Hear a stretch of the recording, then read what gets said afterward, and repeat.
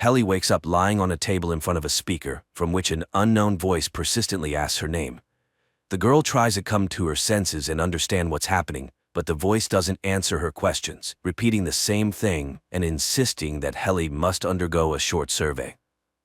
Realizing she can't leave the room, she agrees to the testing but immediately realizes she knows none of the answers.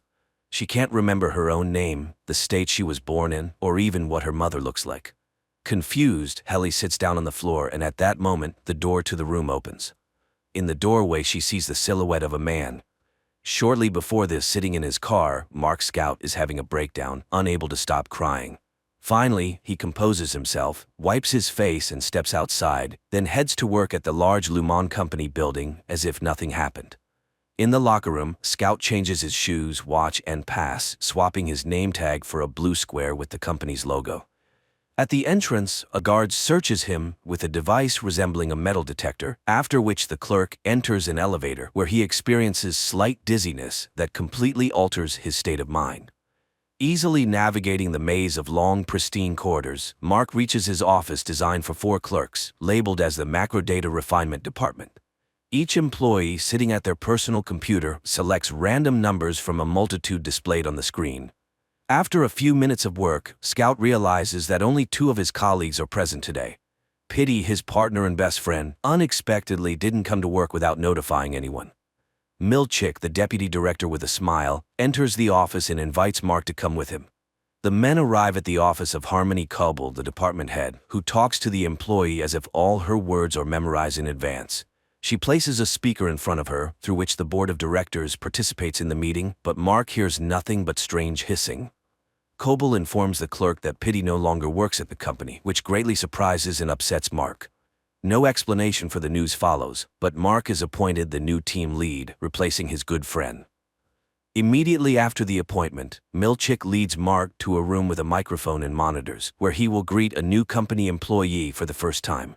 Thus, Mark becomes the voice and silhouette that Helly first encountered. When Scout enters the room with the frightened girl, he calmly starts explaining to her that she is now a Lumen employee. Ignoring Helly's questions and objections, Mark begins to read her important information about the importance of separating work and personal life until the girl finally loses it, throwing the speaker at the head of the boring man. But Helly fails to leave again and obediently sits down to listen to Mark, who seems to be about to clarify the situation. Unable to bear it any longer, Mark, breaking all instructions, hints to Helly that she needs to ask to leave 3 times, and after that, he finally leads her out of the room, also guiding her through the numerous white corridors. Eventually, the pair arrive at an exit which states that separated passage is prohibited, and Mark tells the girl she can leave the building. However, when Helly steps out the door, she finds herself in the same place she just left. Mark takes Helly to Harmony's office, who welcomes the new employee and gives her a disc, which should finally clarify everything. On it, the girl sees herself addressing herself, saying that she voluntarily participates in a program to separate consciousness into work and personal, where in each reality she will not remember another one. At 5 p.m., the workday in the offices ends, and the employees leave the building. Coming out of the elevator, none of them remembers where and how they worked, their colleagues, or anything from the day. When Mark almost hits Helly with his car, he doesn't recognize her, just as she doesn't recognize him.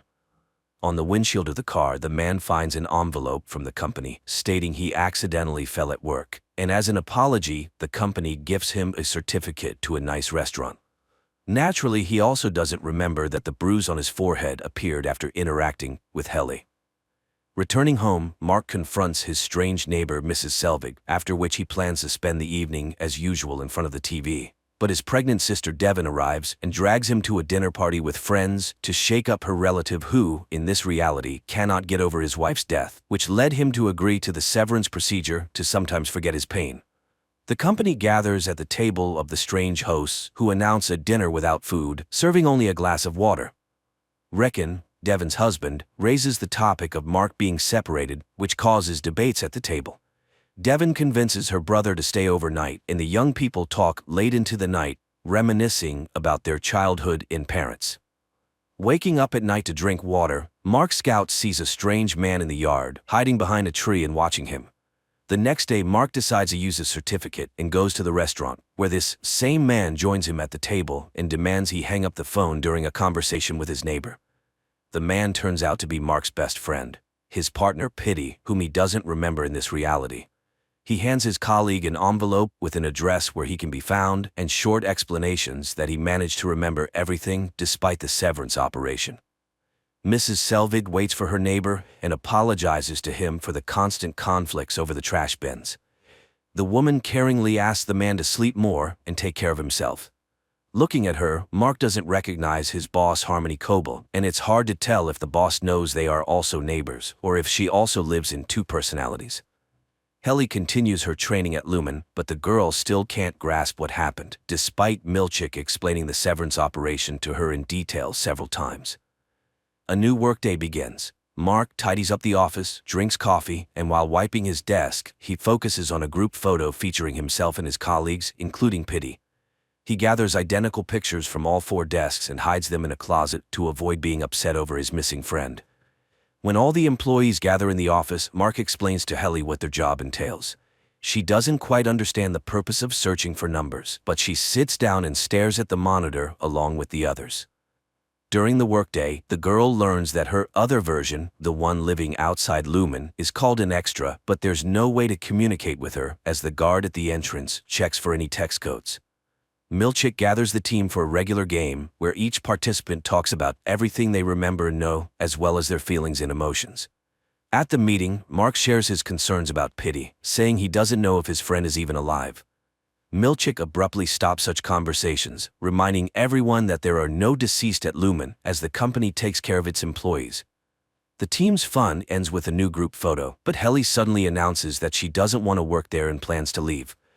Eventually, the girl realizes that this version of her can't leave the Lumen building at all. Moreover, the rebel ends up in the hands of Mr. Reiner, the head of security, but Mark manages to save his friend, preventing the boss from taking her to the break room. Returning home, Mark plans to read the postcard left by Pitty, but a knock at the door distracts him. Mrs. Selvig decides to visit her neighbor and offer him homemade cookies as an apology. After seeing off the guest, the man falls asleep and only remembers the letter the next morning. Calling in sick to work, he decides to skip a day and drives to the address mentioned in the postcard, finding an abandoned area of the city where he discovers his friend in an old greenhouse. One of Mark's colleagues, elderly Irving, falls asleep at his desk and gets a reprimand from the management before being sent to the staff psychologist. There, while waiting for his appointment, he meets Bert, a similarly aged employee from another department. Meeting Pitty, Mark learns about the restroom where employees monotonously apologize for their work misdemeanors. Pitty, who managed to cancel the severance, reveals that something terrible is happening at the company, which is why he is now being hunted. Mark takes his friend home and houses him in his basement. Pitty constantly suffers from headaches and hallucinations, often feeling like he's back at work. When he recovers, he tells Mark that there is no double life, and while they sit there, their other selves continue working in the office. Despite all the details, Mark repeats that he doesn't want to cancel the severance to avoid remembering his deceased wife, but Pitty tells his colleague that he has seen him with red eyes at work because even there he feels his pain, just not remembering what caused it. Reading the news in the morning, Mark announces that Helly's extra refused her resignation from Lumen. Pitty remains in the house alone and hears the door open upstairs. Watching from hiding, he recognizes his former boss in the uninvited guest.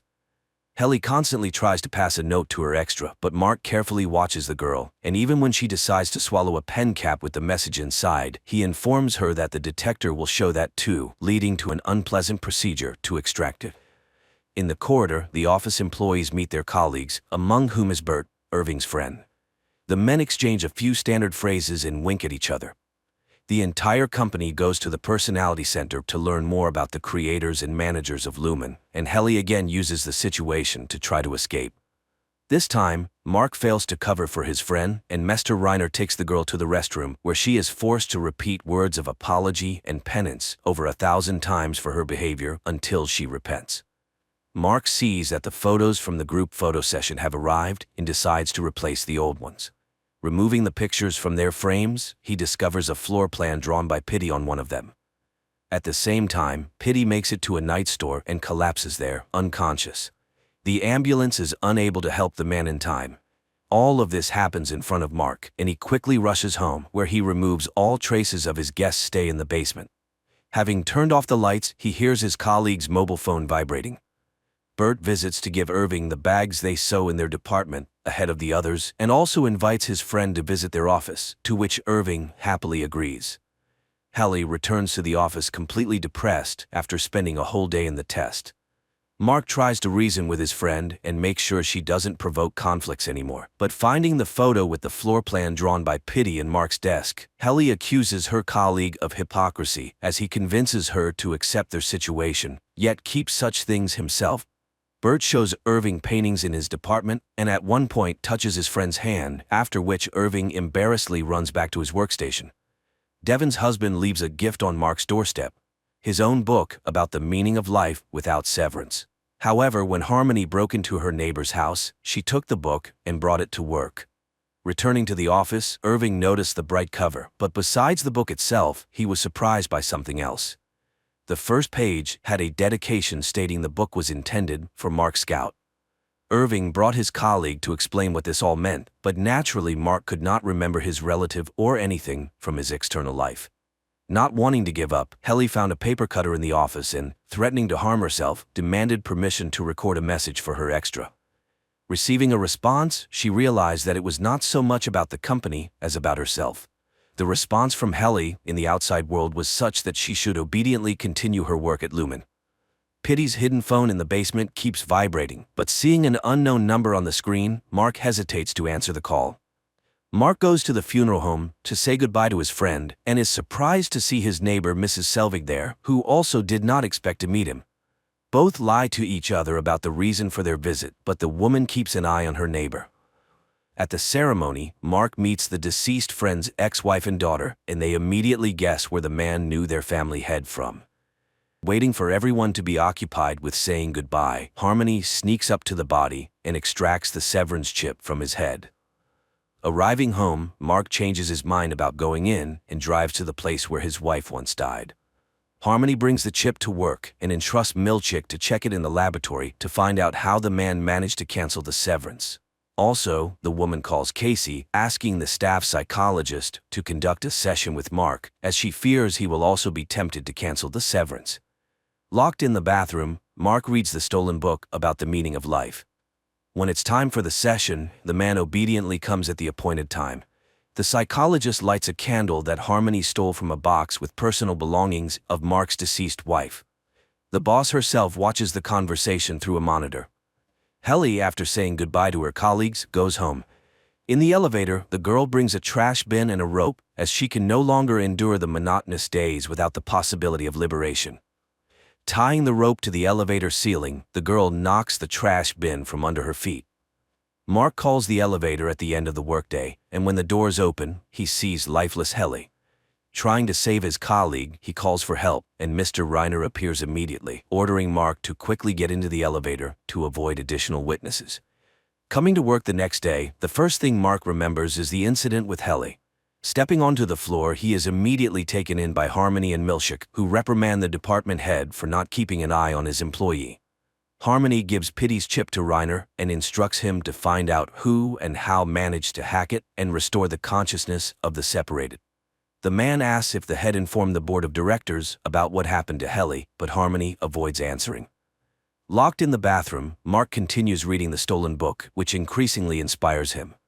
After work, the guy takes his things from the locker and sees many voice messages from Rickon, informing that Devon will soon give birth and everyone expects the brother to be with her.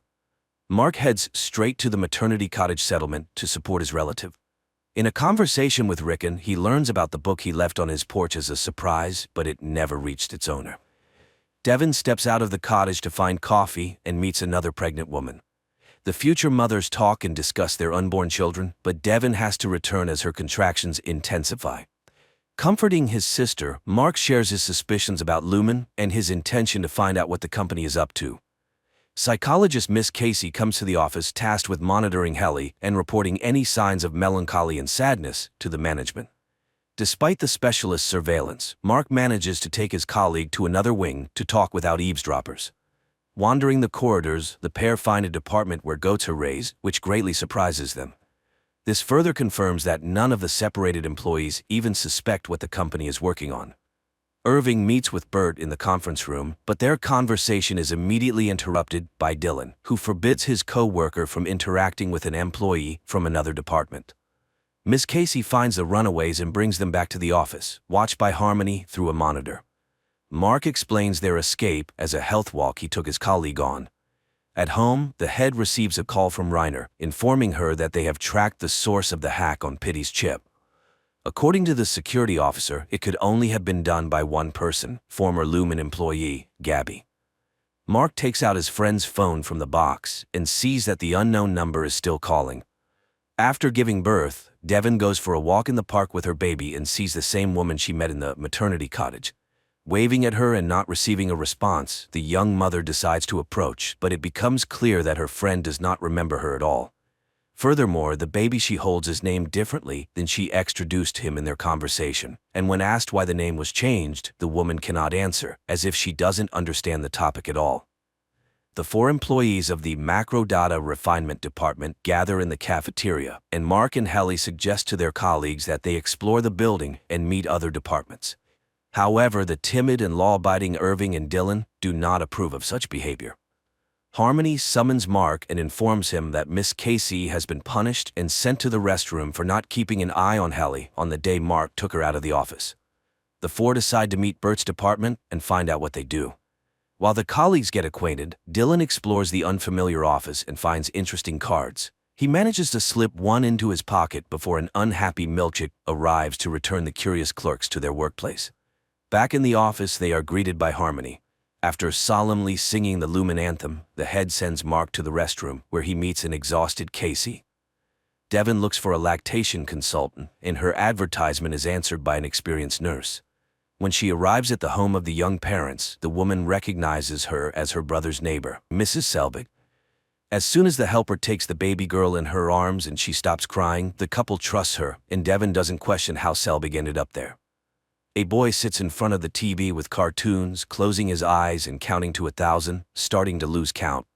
Dylan sits in the locker room not understanding where he is, and Milchick appears, demanding to know where the clerk hid the card from the neighboring department. Suddenly, a boy bursts into the closet and jumps on Dylan's neck, calling him Dad. The man realizes that his work consciousness has been transferred to the life of his extra, and this is what his life outside Lumen looks like. Waking up at night, Mark turns on Pitty's phone and answers the call. A woman's voice understands who she is talking to and arranges a meeting. Arriving at the college, Mark meets Gabby. She was the one who installed chips in all the separated, and now she's trying to fix the situation. During the conversation, Reiner appears out of nowhere, but the woman deals with him, explaining that he poses a threat to everyone trying to pull the separated out. Gabby sends Mark home and promises to contact him to help him retrieve his another personality that is constantly at Lumen. She hands the clerk Reiner's pass, which is untraceable and opens any door, and instructs him to take it to work, hoping that the other Mark will understand how to use it. Arriving at work, Dylan inquires Milchick about what happened and who the boy was who called him Dad. The man can't think of anything else, realizing he has a different life going on somewhere else. The supervisor tries to gloss over the question, and knowing Dylan's love for rewards and incentives, promises him special bonuses, explaining that it was a random activation that went a little off plan. The employees learn that they are now working under lock and key to prevent wandering the corridors and interacting with colleagues from other departments. Harmony visits Devon's house daily as a consultant, but in reality, she tries to gather more information about Mark. Over a cup of tea, she finally learns that the man has questions and doubts about his job and already regrets having separated. Milchick comes to the office and announces a 5-minute music and dance event to keep the team's spirits up. During the dance, Mark discovers a pass in his pocket, but realizes it's probably a handover from his extra, so he hides it back to use at a more opportune moment. The music break abruptly ends as Dylan attacks Milchick, demanding he tell him about the son he accidentally saw during the switch. The clerk tells his colleagues about his awakening and how he saw his son, and now he wants to cancel the severance. Helly realizes there is some way to awaken and only needs to find out the details to return to normal life. Of the 4, only Irving disagrees with breaking the community's rules, also trying to dissuade his friends. Using Reiner's card, the group exits into the corridor. But Irving leaves his friends and heads to the neighboring department to find out what happened to his friend Bert. Mark and Helly decide not to waste time and find the control point, which can manage all Lumen employees. Taking the manual with them, the pair returns to the office to avoid being caught by Harmony. Irving arrives at the other department and finds himself at a party celebrating Bert's retirement. Horrified, he realizes he will never see his friend again and tries to explain that the only way to leave Lumen is for one reason, but everyone pretends not to hear his arguments. Dylan studies the instructions, and the employees find out that not everyone can switch. Someone has to manage the process from inside. The guy volunteers to do this so that everyone else can escape to the outside world and find those who can help them cancel the severance. Returning to his department, Irving tells his friends that he will look for a way out with them, wishing to erase Lumen from existence. Irving's extra sits on a bench in the park with his pet. Returning home, the man approaches the easel and paints a picture using only black colors. Dozens of absolutely identical black paintings already stand against the walls. Harmony calls Mark and schedules his last session with Mrs. Casey, supposedly to close the quarter. In the office, the man learns that the psychologist is working her last day and is being replaced by another specialist. The employees await Dylan's waffle party, planning to use this time for the switch. Trying to act as calm as possible, they rehearse their escape plan. The board of directors learns about the incident with Helly in the elevator and suspends Harmony from managing the company. Using the stolen pass, Mark sends his friends outside one by one, leaving himself for last. Dylan heads to the waffle party, then sneaks away to the control center to start the operation. Each employee, once in the outside world, must carefully study their extra's life and figure out who in their circle they can ask for help. Harmony, devastated by her dismissal after so many years of loyal service, is at home when the doorbell rings. Resuming her disguise as Mrs. Selvig, she opens the door to find Mark, who inquires if she'll attend the event Devin and Rickon are organizing for their book release. Initially citing poor health, Mrs. Selvig eventually agrees to attend, saying she'll arrive a bit later. When she arrives at the party, she tries to stick close to Mark to learn why he wants to leave Lumen. Dylan breaks into the control room and locks himself in, preparing to launch his friends. Reaching the controls, he pulls the levers and the process begins. Finding himself in Devin's house, Mark's extra doesn't recognize anyone. The same happens with Irving and Helly. Irving finds himself at an easel with a black canvas, while Helly is at a reception among influential people. After learning from the guest that Devin is his sister, Mark tries to speak with her alone for help, but he can't manage it due to the crowd and commotion in the house. Exploring his apartment, Irving realizes he's alone except for his dog. He finds military awards and a locked chest containing items and photos of his son who died in the war. Helly's situation is the most complex. While examining the hall, she realizes she's not just a participant in the severance program, but a direct descendant of Lumen's founders, the daughter of the current company owner. Her extra is supposed to give a speech today about the benefits of having two entities and not wasting personal life on work. At the bottom of the chest, Irving finds strange records and a map with many marks. It becomes clear his extra has long been trying to unravel Lumen's mystery. Gathering everything, he finds car keys and plans to drive to Bert, whose name he found marked on the map. Guests at Devin's house attentively listen to Rickon, but Mark is preoccupied with finding help. Noticing his boss, he doesn't immediately realize she shouldn't be there. Addressing Harmony by her last name, he inadvertently reveals himself and his plan. In a hurry, he runs to his sister, leaving Harmony in confusion. Devin hands the baby over to the feeding assistant and finally makes time for her brother, who tells her that it's actually his another person, and he urgently needs help to get out of the trap. The woman doesn't fully understand what's happening, but she tells Mark that her brother decided to have surgery, unable to cope with the pain of his wife Gemma's death. Helly, watching her own interview on huge screens advocating the benefits of severance, feels dizzy and hides in the restroom, where her father finds her and expects a vibrant and emotional performance. Mark asks his sister about his boss from Lumen being at her party, and based on Devin's description, realizes she has entrusted her child to a terrifying woman. Rushing out of the room, Devin begins searching for her daughter but finds neither the nanny, her car, nor the girl. Eventually, a guest finds the baby carrier in an empty room. Meanwhile, Harmony races to Lumen, simultaneously calling Milchick to inform him of the emergency. The three employees have escaped to the outside world. Milchick rushes to the control room, trying to negotiate with Dylan to open the door.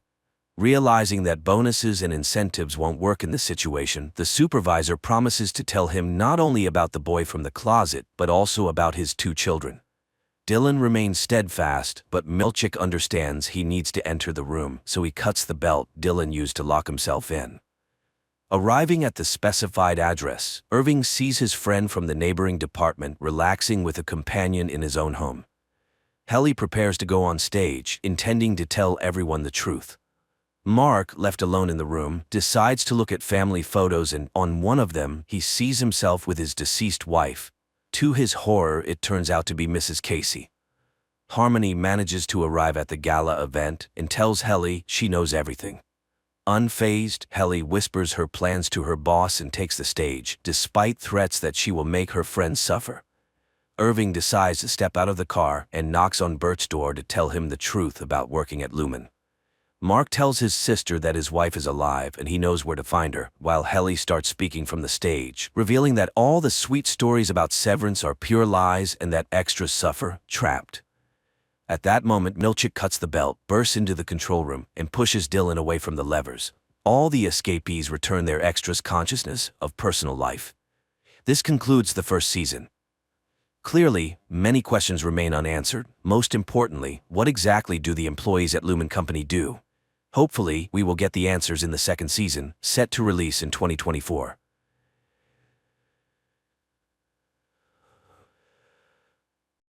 The movie begins by introducing us to the young protagonist, Vesper, who lives in a dystopian world sharply divided between the privileged elites and the struggling masses. The elite reside in secure, enclosed cities known as citadels, while the rest of humanity faces the challenges of survival in harsh conditions. In this world, the key to sustenance is unique seeds provided by the citadels. These seeds are genetically coded to yield just a single harvest, ensuring a constant dependency on the citadels for more. Vesper, amidst her struggle for survival in this harsh environment, shares her existence with her paralyzed father, Darius, a former army serviceman. Ingeniously, Darius's consciousness has been transferred into a drone, enabling him to accompany and communicate with his daughter as she navigates their dangerous world. Vesper is not only resourceful and brave, venturing out daily to forage, but she also possesses a keen understanding of biology and biohacking.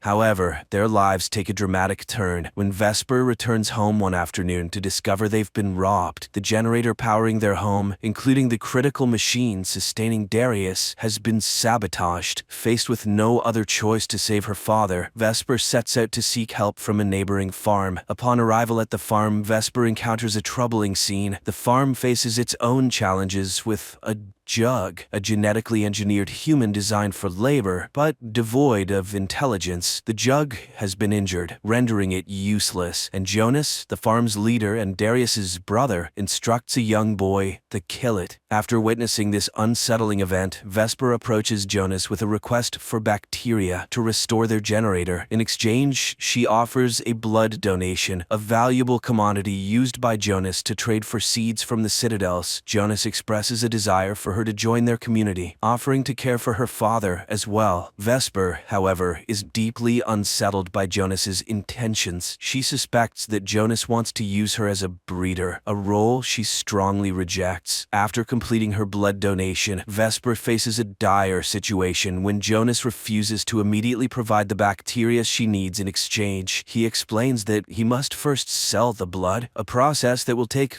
several days, time her father Darius does not have. In desperation and anger, Vesper attempts to reclaim her blood, only to be caught and forcefully expelled from the farm by Jonas. Undeterred, Vesper returns to the farm, exploiting a secret entry point known only to her. Vesper stealthily enters Jonas's lab and retrieves the bacteria she is owed. While there, she also manages to take some seeds acquired from the citadel. As Vesper heads home, she promptly repairs the generator and begins experimenting with the stolen seeds, hoping to unlock their fertility. In the forest, Vesper stumbles upon Camellia, a woman from the citadel, lying unconscious yet alive, with plants feeding off of her. Vesper acts quickly, clearing the plants and bringing Camellia back to their home, where she treats her wounds. Camellia then reveals that she was in the crashed glider Vesper had seen and is now desperately searching for her father, who is with her. Although not fully recovered, Camellia promises a reward for their help. Vesper agrees to assist in the search, despite Darius's objections. The following morning, Vesper sets out on her mission and soon locates the crashed glider, finding Camellia's father Elias inside. However, she's not alone in this discovery. Jonas and a group of survivalists also converge on the crash site. Jonas, cold and indifferent to Elias's pleas, decides to end his life simply because he is from the Citadel. When Vesper attempts to intervene, Jonas dismissively shoves her aside. He also uncovers a woman's scarf in the glider, deducing that another passenger, Camellia, needs to be found. Back home, Darius suggests informing the Citadel of the situation before Camellia takes any drastic action or Jonas finds her. However, the only way to communicate with the Citadel is through a transceiver located at Jonas's house. Vesper reluctantly agrees to the plan, lying to Camellia that her search was fruitless, but promising to continue the next day. After a while, Camellia earns Vesper's trust. Vesper then decides to reveal her secret greenhouse. This greenhouse is a testament to Vesper's ingenuity, housing a variety of bioengineered plants, each with unique abilities and characteristics. Vesper takes pride in her creations, but still hopes to develop a plant capable of producing edible seeds. While Vesper tends to her plants, Darius quietly confides in Camellia. He admits he knows they can never gain access to a Citadel, but implores her to be kind, as Vesper's dream of reaching the Citadel means everything to her. Later, Vesper questions why they are excluded from the Citadel, to which Camellia explains the leadership's fear of resource scarcity. Vesper suggests they could take on the worst jobs, but Camellia points out the Citadel's preference for control. Unlike humans, the genetically engineered laborers, or jugs, don't resist. That evening, they share a musical moment, with Vesper singing while Camellia plays her mother's old instrument. The next day, Vesper once again sneaks into Jonas's house to use the transceiver. This time, however, Jonas spots Darius's drone and seizes it. While pretending to repair the drone, Jonas confronts Vesper about the missing seeds and the unidentified passenger, expressing his hatred for liars, especially within his own family. Vesper, refusing to admit anything, snatches the drone and flees, only to find it can't fly and crashes. In her attempt to recover the drone, Vesper stumbles upon a grim sight: the body of Jonas's assistant, who helped here before, left to die under a tree. Before she can process whether he was killed for aiding her, Jonas's followers apprehend her. They forcefully mark her hand with a seal, symbolizing her as Jonas's property. Distraught and overwhelmed, Vesper returns home, where Camellia immediately offers comfort. Guilt-ridden by her own deceit, Vesper breaks down and confesses to Camellia that Elias is dead. In a moment of stark revelation, Vesper decides to show Camellia the truth by taking her to see her father Elias's body, now tragically floating in the river. The sight overwhelms Camellia, leading to an intense emotional breakdown. She clings desperately to her father in grief, forcing Vesper to intervene and pull her from the river. During this intense moment, Vesper notices an unusual scar on Camelia's back that reacts peculiarly to her touch. This discovery leads to a shocking truth.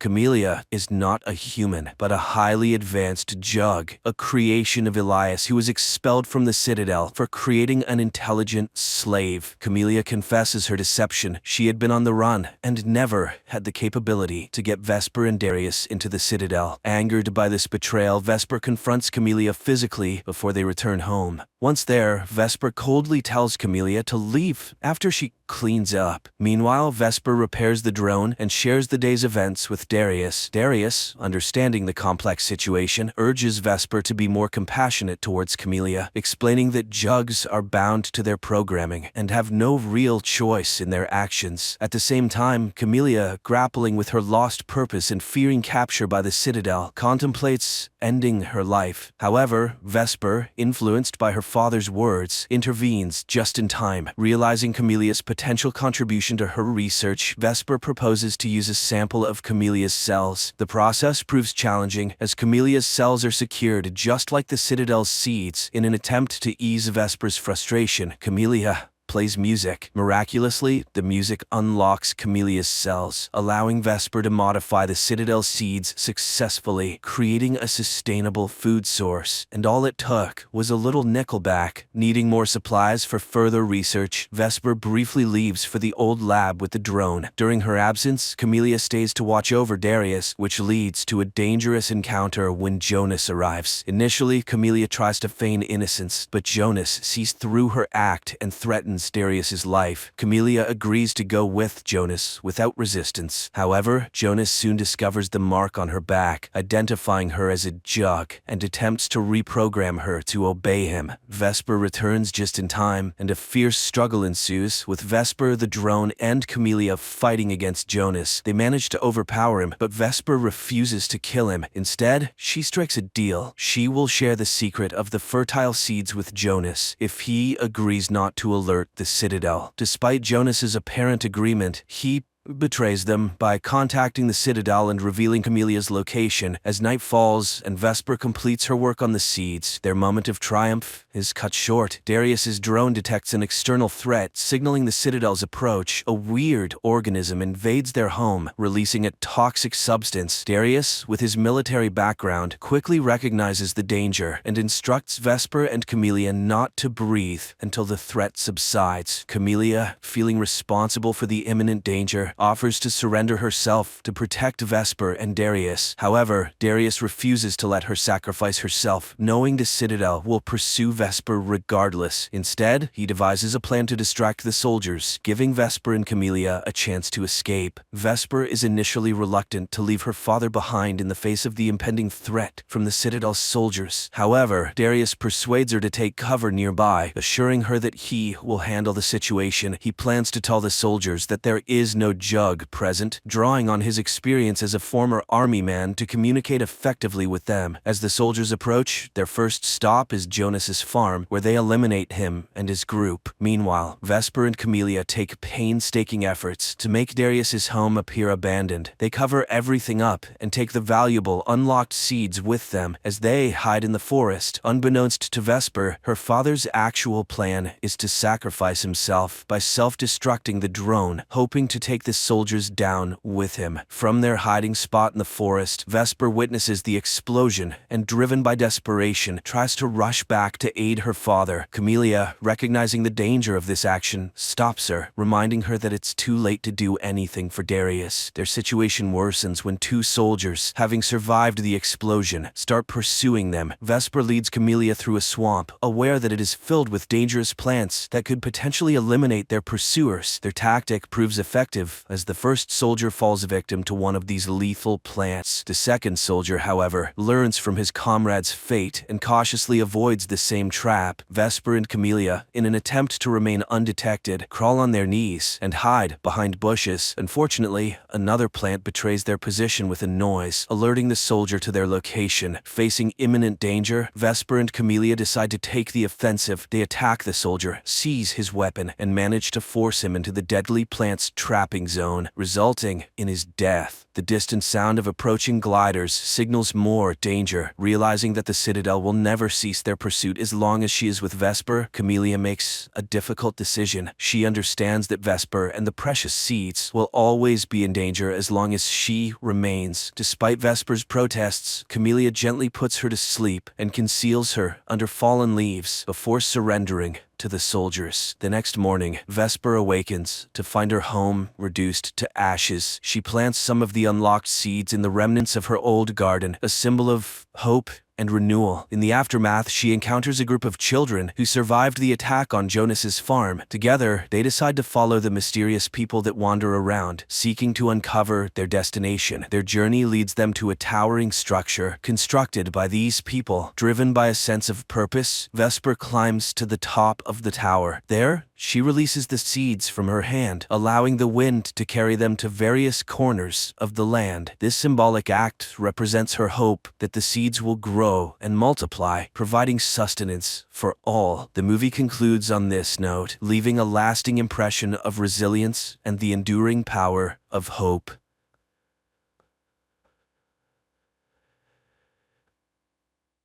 Sunny Atlanta. The 13th day of quarantine in the city is on the brink of extinction. Panic and horror surround those who have managed to survive. No one understands how it will all end, but how did it all begin? 2 weeks before the current events. An ordinary day in Atlanta does not portend anything unusual. The city is bustling with life. Elementary school teacher, Caddy Frank, brings her students on a field trip to the local hospital.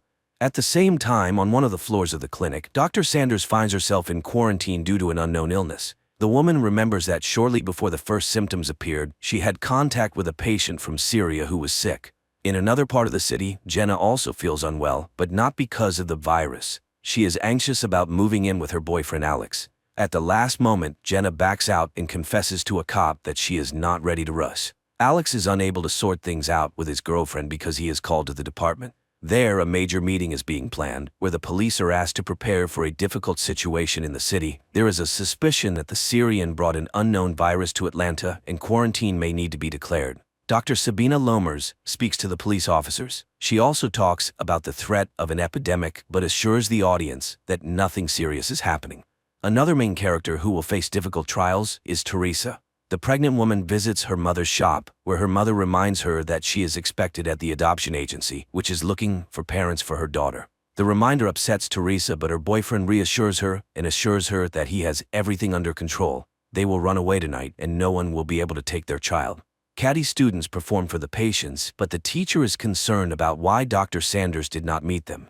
The doctor on duty pretends not to know about the colleague's fate and does not tell the teacher about the infected doctor's condition. Caddy begins to suspect something strange is happening soon. When they were about to leave, the doctors announce that the children will have to stay a little longer. The hospital is under quarantine and everyone must undergo a thorough check. Dr. Lorms arranges a secret meeting with Alex and asks him to take the situation under personal control. She admits that she has extensive experience but has never encountered such a virus before. According to the expert, the danger threatens not only Atlanta but the entire world. On-call officers are sent to the Zero patient's home, from where the doctors believe the epidemic began. Cops protect themselves as much as possible with shields and gloves and convince the patient's relatives that they should also take safety measures. The boy is in serious condition and is taken to the hospital despite his attempt to escape. Caddy realizes that her son and his friend Thomas have run away. The teacher goes in search of the boys just as the Zero patient is being brought in. The woman notices the patient but refuses to leave the corridor until her students are found. Officer Jake Riley volunteers to help Caddy. Together they search for the missing boys, and the pair witnesses an even more terrifying sight: the bodies of Dr. Sanders and her fiancé. Fresh news reports indicate that the situation has worsened. The Zero patient died after a severe period. The cops also learn about what happened to Dr. Sanders. But more frightening to the police is the fact that all the emigrants' relatives were also infected. This means the virus spreads very quickly and kills the host within 48 hours. Caddy finds the boys in a rat lab. It seems the danger is over, but the doctor informs her that the quarantine is extended for 2 days and no one will be able to leave the hospital earlier. During the report, Dr. Connor informs the police that they have identified the virus. He assures them that traces of the pathogen were found in the Zero patient's personal belongings, and it all looks like an attempt to deliberately cause an infection.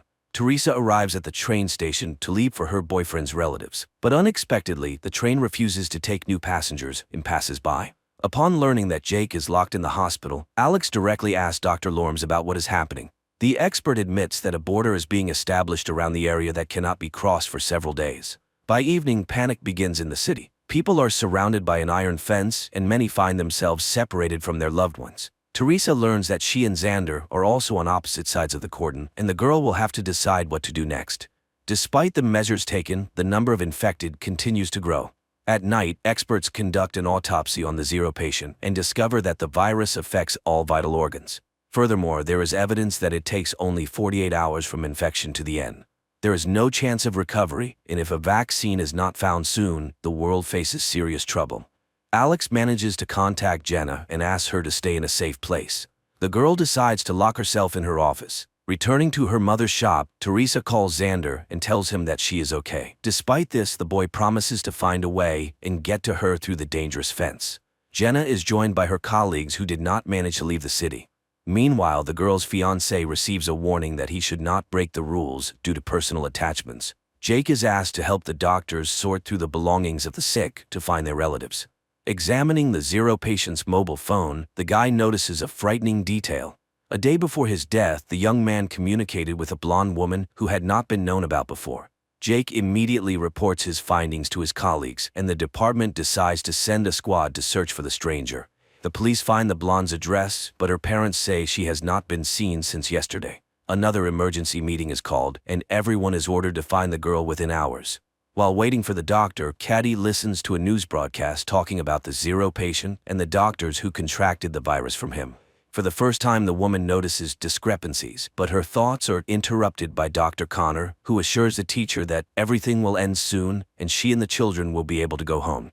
Leaving, Caddy still decides to ask about her suspicions. She was surprised that Dr. Sanders died before the Syrian who supposedly infected her, but Connor avoids answering, muttering something about differences in immunity. Jake is sent to find the girl, and the authorities hope to hide the fact that the infected person is behind the fence. But it is no longer possible to help the blonde. The cops find her in serious condition in the apartment of old friends. The blonde and her friends are taken to the quarantine zone. But Lorms admits to Alex that the situation is too serious. The virus spreads faster than they could have anticipated. Alex calls his fiancée to reassure her, but he does not dare to tell her what the city is facing. The police have been ordered to strengthen the cordon and use weapons in case of violations. More people with symptoms of infection continue to arrive at the hospital. Among them, Jake sees many children, but the doctor says that this is not the worst. The hospital is running out of free beds, and soon there will be nowhere to isolate the sick. In addition to the bad news, the officer has an unpleasant task. Connor asks him to cremate the bodies to prevent outbreaks of other diseases.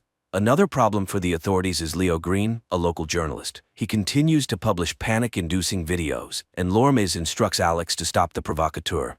The cop tries to negotiate with Leo, but the journalist is sure that the authorities are hiding something, and he must get to the truth. A few minutes later, a new video from Green appears online, this time attracting the president's attention. Jenna's colleagues realize that they will not have enough food until the end of the quarantine, and the men decide to go to the store. The girl does not like this idea, but the majority votes to take the risk. Teresa's mother also takes the situation lightly. The girl sees her mother raising prices on essential goods to make a profit. To entertain the children, Caddy takes them to the roof. This gives everyone a chance to breathe fresh air, but the girl does not have time to relax. Thomas runs away, ignoring the teacher's cries. The girl finds the student on the stairs, next to a sick man. Drops fall on the boy, and it becomes clear that he is now infected. Thomas is sent to isolation, and the teacher blames herself. She tells the doctor that she promised the boy's father to take care of Thomas, but let him down. The men return with full bags of groceries, but Jenna does not let them into the office. She notices that her friend took off his gloves, meaning he could have brought the virus on his hands. A customer who was charged too much brings her friends. They raid the store, but Teresa's mother is saved by Jake's appearance, who received orders to patrol the city. Caddy finds Thomas's ward empty. She catches up with the boy at the hospital exit, and his father refuses to leave his son in the quarantine zone. The doctors have no choice but to let the patient go. Alex's pleas have no effect on Leo, and in pursuit of a hot story, he allows his colleagues to leave the closed area. He is not even frightened by the fact that one of the girls has symptoms of the disease. Alex and Jake manage to meet secretly on neutral territory. Both guys are nervous, but they have to work together. Leo Green tells the whole world how to leave the closed area. The police have to hold back the crowd while workers cut the ladder. This leads to serious riots, and the cops have to open fire to kill. To prevent such incidents, the government shuts down the internet and phone communication, depriving everyone of the only joy, talking to each other. Caddy accidentally enters a closed room and learns the truth about the number of victims. Among them are her students. At the same time, Jenna also tries to get to the truth, and she assembles a radio phone to call Alex. The girl has to climb to the roof to get the antenna, where she meets Sam, a technician who hid on the roof to avoid infection. Alex changes partners and goes on night duty. In the middle of the night, he notices an intruder and asks him to stop. The criminal turns out to be Xander, who is trying to enter the danger zone to his fiancée, but the cop does not let him do it and pulls the trigger. The bullet turns out to be rubber, and Xander is simply taken to the hospital. The officer visits him and apologizes, but warns that he will do the same thing next time. Leo decides to take advantage of this. He is preparing a scandalous report about the abuse of power. The store is visited by robbers again, but this time Teresa is also in danger. However, unexpectedly, the women are saved by another gang planning to profit from the quarantine. By the end of the day, Xander's ward is empty. The nurse says he left with Leo Green, but Alex does not have time to stop them. The duty officer reports that the guy has entered the infection zone. Dr. Connor shows Jake the rats that were injected with the medicine. Unfortunately, right before the cop's eyes, the animal passes out, and the hope for a quick rescue disappears. Jenna manages to call Alex, but the call lasts only a few seconds. The girl does not have time to learn anything. Leo accidentally learns about the call. He again hints to the officer that he has taken the wrong side and should think about what is happening. In gratitude for his help, Leo asks Xander to visit his friends and record a video message with them. The guy completes the task and throws the flash drive over the wall, but on it, the journalist finds evidence that his friends are no longer alive. After this, Xander finally finds his fiancée, but raiders block his way. The general panic is compounded by a new problem: hunger. People's food supplies begin to run out, and the government is forced to find a solution. Walking down the corridor with her son, Caddy meets an old man who supplies the hospital with lab rats. The woman notices another inconsistency. She saw Bert with the rodents before the quarantine, but he assures her that this is not the case. Lammers asks Alex to organize food delivery to the danger zone. The policeman asks for time to prepare, but is refused. He must do it by tomorrow without explanation. Alex has to ask Jake for help. The guy is also not thrilled with the idea, but they have no other choice. Early in the morning, the loading begins, and hundreds of people come to get their rations. The gang from the store also gathers for the distribution, and the leader orders Xander to go with them to stay clean. Jenna goes outside for the first time in many days to get some food. She approaches the distribution center, but a gangster car passes by, making her uneasy. Jake recognizes his friend and gives her a ration without a cue. He also hands her Alex's keys and asks her to hold on, as everything should end soon. Constantly thinking about the epidemic and inconsistencies, Caddy again turns to the doctor with questions, but he is clearly not willing to talk about it. The doctor assures the teacher that he knows no more about the virus than she does. The humanitarian point is surrounded by the store gang. There are many more bandits, and they take the food boxes to sell them to hungry people later. Alex is furious that the leadership did not listen to him, and the products fell into the hands of bandits. But Lammers does not see this as a problem. She believes that residents still have a chance to buy food and satisfy their hunger. Jake's partner turns out to be infected, and the officer offers him help, but the officer refuses to go to the hospital. He knows that no one can help him, and decides to solve the problem on his own. Returning to the shelter, Jenna falls into the hands of other bandits who also try to take the box. The woman is saved by Sam, whom she recently refused to let into the office, but the friends remember Jenna's recent act and, despite everything, do not let her or Sam into the clean zone. Alex and Jake meet again, and the senior partner admits that he no longer trusts the leadership. He tells his friend that, due to the robbery, he had to leave his subordinate in the danger zone. At this moment, this very subordinate calls Chief Besser and reports that their plan worked. Jake tells Caddy that she was right. Something is being hidden from them. Dr. Sanders and her boyfriend had no personal belongings, but the conversation has to be postponed. Thomas's sister is admitted to the hospital, asking the teacher to find the boy. Their father died, and Thomas is left alone. Alex also begins to doubt the leadership's honesty, and he goes to Leo's house to hear his version. He finds the journalist drunk, but the guy comes to his senses and promises to help in the search for answers. Despite Jacob's persuasion, Caddy goes in search of Thomas. The gang is joined by the very cop sent by the police chief. He promises the bandits a radio phone in exchange for being accepted into the group. Thomas is not at home, but Caddy discovers her son, who secretly followed her. Quentin tells his mother that he knows where to look for his friend, and the company heads to the baseball field. The search for the truth has to be postponed. Alex is tasked with removing a man from an empty house who is preventing it from being demolished. The cop has to spend a lot of time talking about the happy past the city has lost. Teresa's mother helps the lovers escape. She gives the couple a bag of baby things and tells them to wait for her in a safe place. The company finds Thomas's things, but they are surrounded by a crowd of crazy racers. Jake has to open fire, and only then do the young people continue to search for the boy. Caddy finds her son and his friend, but they are near an infected man. The teacher is frightened, but Thomas assures her that he cannot get infected. Xander and Teresa come to Jenna's office and ask for shelter. One of the girl's friends is against the couple entering, but Jenna lets the guests in without his approval. Thomas is placed in isolation, but Caddy has hope that the boy indeed has immunity and can save everyone. During the meeting, Alex hands Jake a flash drive with a damaged file. If it can be restored, they will learn the truth, but only Jenna can do it. In return, the officer also receives a memory card with a message for the old man from the empty house. When he delivers the message, the stubborn man cannot hold back his tears. Teresa sorts through the baby things and finds the radio phone her mother stole. At that moment, the phone's owners appear at the door, holding a gun to the girl's mother's head. The company has to open the door, but the bandit refuses to take the phone and leave. He demands that Teresa and her boyfriend go with him. Unexpectedly, Jake comes to the rescue. He convinces the gangster to leave and leave the office alone. Alex sees hundreds of people moving in an unknown direction, but no one can say where they will be placed. Jenna tries to open the file, but it is severely damaged. The girl does not have time to do anything with it.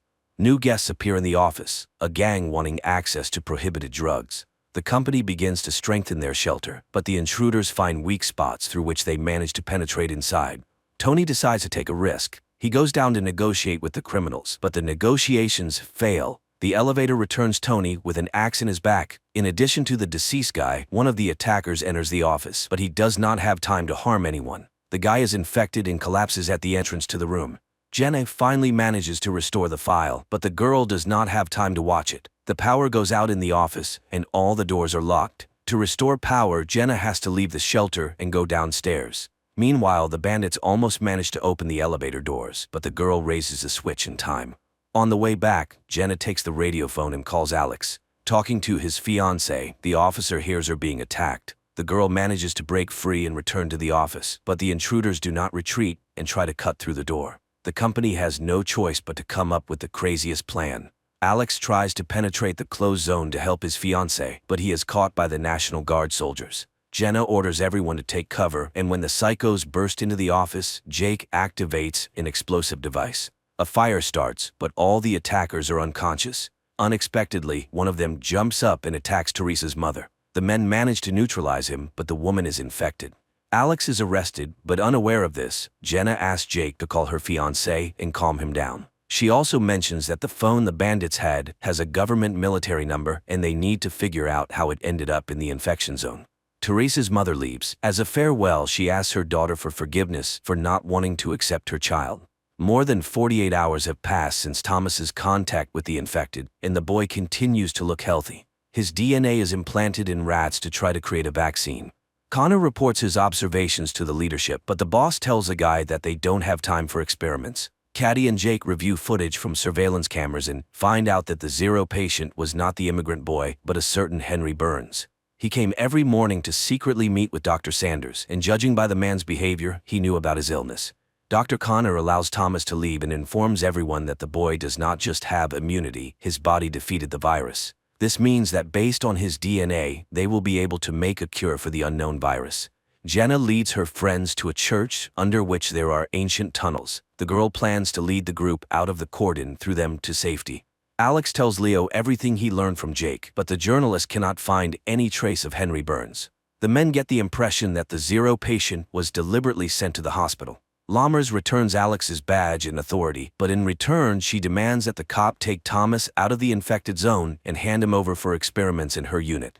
Dr. Connor disagrees with Lammers' decision, but she rejects all objections and insists that only her laboratory can find the cure.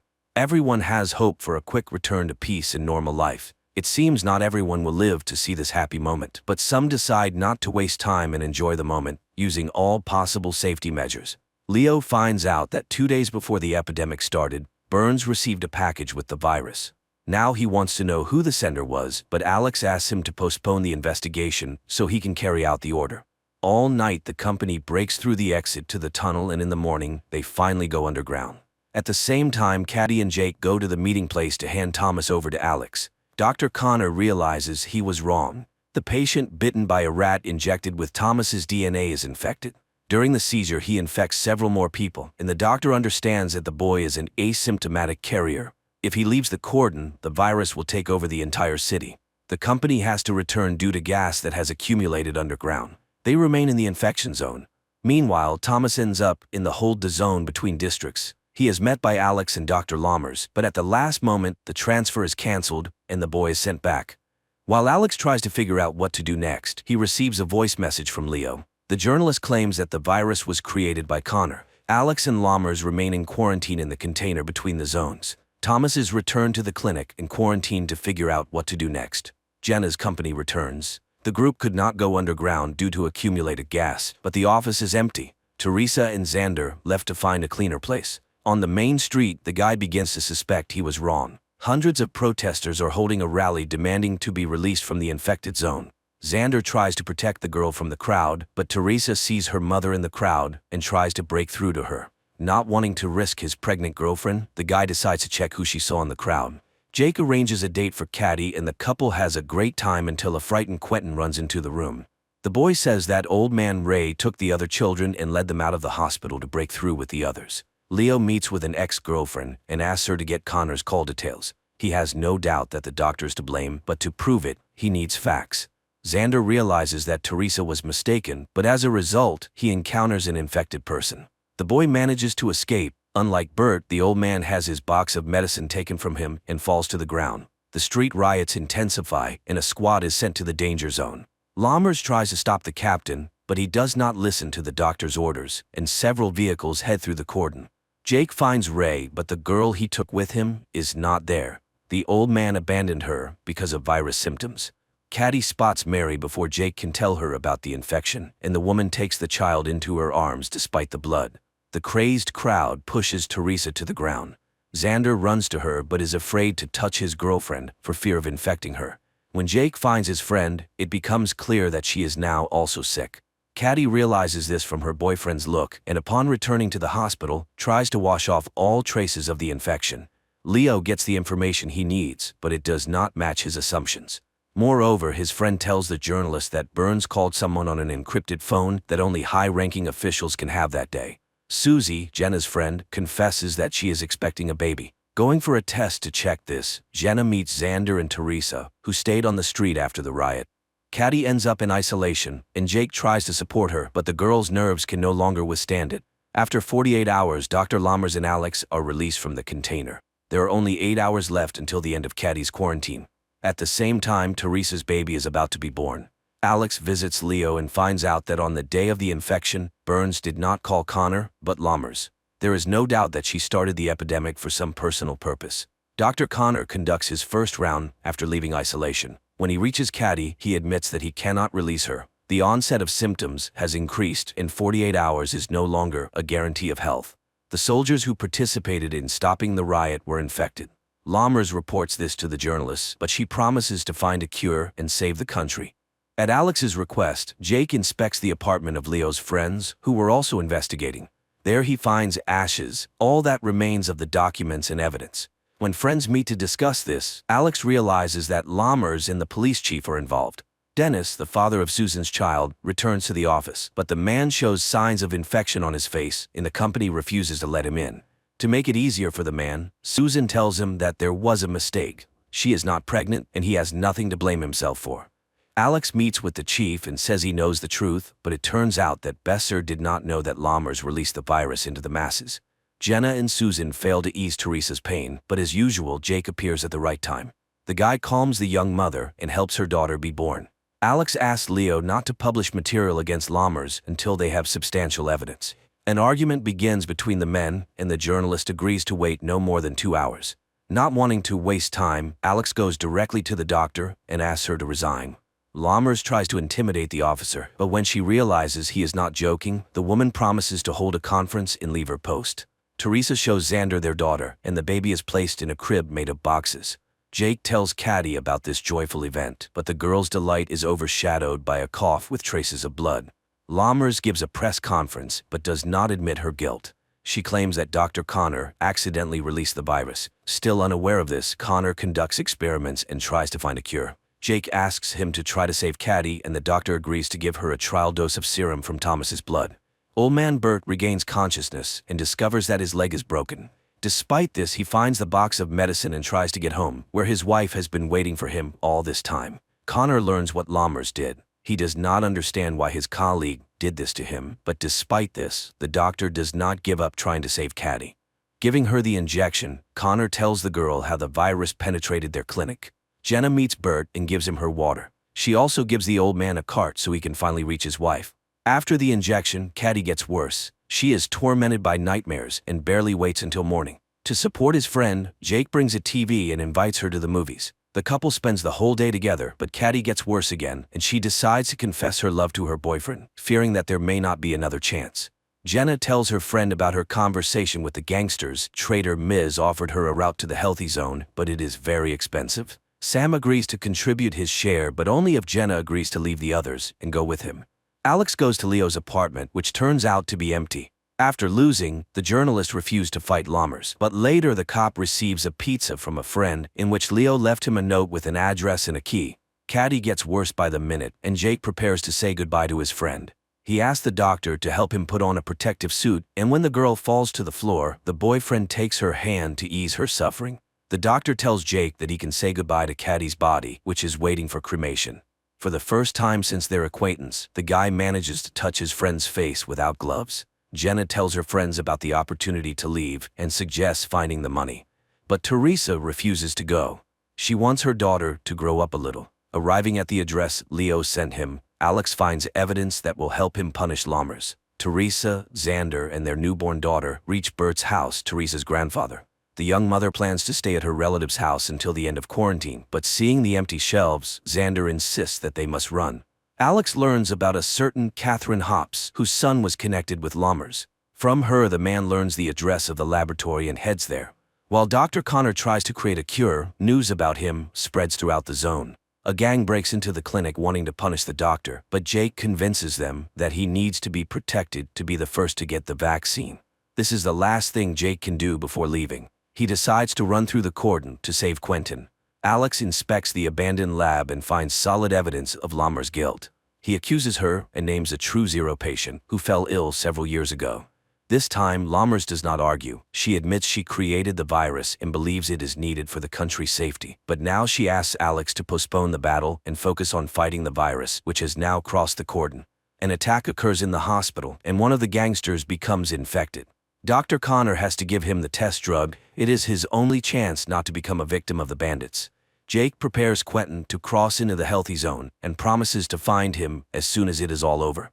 Jenna's company also prepares to go underground to cross the cordon. At the same time, the body of the boy who tried to take the risk is examined, and an army is assembled so that no one else can cross the border. To prevent illegal crossings, the tunnels are mined and blown up. Alex tries to stop it, understanding that there may be people there, but the captain refuses to make concessions. Unaware of the government's plans, Miz orders the fugitives to prepare to descend into the tunnel. Meanwhile, at the hospital, Dr. Connor transfuses Thomas's blood to the infected gangster, hoping this will cure him. Despite all attempts, the gangster cannot be saved. Because of this, Jake has to save the doctor. The gang leader cannot forgive him for the loss of his brother. The explosions catch the group deep in the tunnel. The ceiling begins to collapse, and the company is divided. Teresa, Xander, and their baby are left alone. Connor finds a way to make the medicine, but for this he needs people with the same blood as Thomas. Jake tries to find volunteers, but no one wants to participate in the dangerous experiment. Then the guy prepares a speech in which he names all the dead. For their sake, Jake asks people to get tested and, in case of a match, become donors. Miz leads the group to a dead end, but the guy does not give up and looks for new exits. Alex learns about this and asks Lammers to stop the explosions and bring people to the surface. As an exception, Lammers promises the officer 1 hour. After that, all tunnels will be destroyed. Jake's words convince people and they gather to get tested.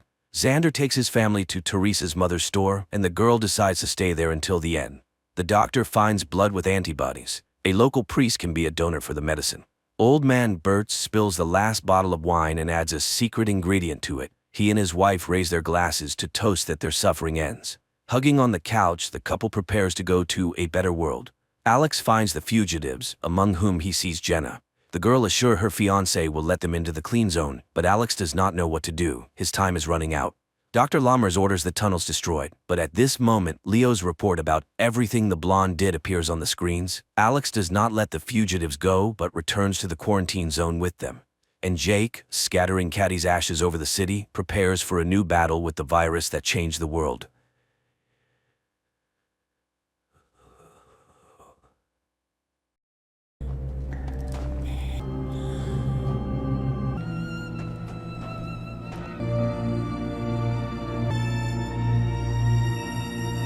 The episode opens with a flashback, capturing the moment Franklin first encounters Irene in a bar. Their meeting is sparked by a serendipitous pool shot that Franklin uses as an opening to engage Irene in conversation. This marks the beginning of their relationship. Leaping ahead about half a century, the narrative catches up with Franklin and Irene, now an elderly couple, deeply in love. Although Irene is confined to a wheelchair, their affection remains strong. Franklin assists her outside, aiming to share a view of the night sky together. They venture to a shed, where a hidden underground tunnel leads them to an unusual door. Upon entering, they find themselves mysteriously elevated to an interstellar viewing platform, as if transported among the stars. Franklin has observed Irene's growing desire to gaze at the stars more frequently over the last year. They visited their special spot a total of 865 times, with visits increasing since Irene's fall the previous year. Attempting to understand her insistence, Franklin finally confesses that he's grown weary of their regular excursions to the stars. He's ready to hand over their secret responsibility to someone else. However, Irene firmly believes that this mystery is theirs alone to decipher. Meanwhile, their neighbor Byron is suspicious that Franklin and Irene are concealing something in their shed, and he's determined to uncover it. The next morning, as they were driving away, Byron hurried to their car, but Franklin, who views him as an irritating busybody, didn't appreciate the intrusion. Later, while attempting to mow his lawn, Franklin brushes him off completely. Back at his house, Byron shares his suspicions with his wife Janine, who advises him to stay out of their neighbor's affairs, insisting it's none of their business. In the car, Irene suggests that Franklin could be friendlier to Byron, but Franklin dismisses the idea. Irene persists, encouraging him to cultivate friendships rather than focusing solely on her. Later, Franklin and Irene visit the hospital. Irene sees her doctor, who plans to run some tests as her symptoms appear to be worsening, although her exact condition remains unspecified. While Irene was with the doctor, Franklin went to run some errands. He then got a call from his granddaughter Denise and ended up going for lunch with her. She's worried about them, having heard from a neighbor that they're roaming around in the middle of the night going for strolls. Franklin passes it off as simply watching the stars, but Denise is not so sure. She's worried and broaches the idea of them leaving the house. Franklin vehemently declines. While Franklin is away, Irene seizes the opportunity to visit an old friend named Sadie at a care home. During her visit, she is disheartened to see Sadie's deteriorating mental state. Feeling the need to confide in someone, Irene shares her secret with Sadie, explaining that she's been on special journeys but is also grappling with a serious illness. When Franklin returns to pick her up, they both look visibly exhausted, the relentless march of time eroding their mental faculties. This is particularly evident with Franklin, who is showing signs of senility, forgetting essential tasks such as refueling the car and picking up Irene from the doctor's office. At their home, Byron is proudly showing Janine his new campaign sign, excited about his run for councilman. Janine suggests he could delay his campaign until next year, but Byron is eager to start immediately. After their conversation, Byron sneaks over to Irene and Franklin's house to snoop around. While investigating, he receives a text from Janine prompting him to leave abruptly. Back at home, the conversation turns to the inevitability of death. Irene encourages Franklin to embrace life fully and consider moving on from their home should she pass away before him. After spending a pleasant evening together, Franklin begins to sing to Irene, but soon falls asleep. However, Irene is restless and ready to take action. She writes a note for Franklin, expressing her decision to take control of her situation while she still has the ability. In the note, she promises to see him again and leaves it by the chair as she prepares to leave the house. Irene intends to visit the Martian landscape on her own, a place they've often traveled to together. Just as she is about to leave, she discovers someone lying on the floor, struggling to breathe and desperately seeking her help. The next morning, Franklin is awakened by the sight of Irene crawling toward the house, breathing heavily. She urgently tells him that there's someone in the shed. With concern, Franklin grabs a hammer for protection and goes to investigate. Downstairs, he discovers a stranger doubled over in pain. Franklin immediately assumes the man is a junkie seeking refuge, but Irene senses something more troubling. Adding to the mystery, the man is covered in blood without any visible wounds. Concerned, Franklin decides to call the police. Officer Thomas soon arrives at the scene. He conducts a thorough check of the premises to ensure there are no immediate threats. Meanwhile, the camera subtly focuses on Franklin's back, revealing a patch of blood spatter on his right shoulder, a result of him carrying the bloodied stranger. As Officer Thomas prepares to inspect the upper floor, Irene pulls him aside for a private conversation. She confides in him that Franklin's mental state is deteriorating and that he might be seeing things that aren't there. Her intervention convinces the officer, and he leaves the property under the assumption that the incident was a hallucination on Franklin's part. Meanwhile, the narrative introduces another subplot featuring Stella and her daughter, Tony. They are far from the urban hustle.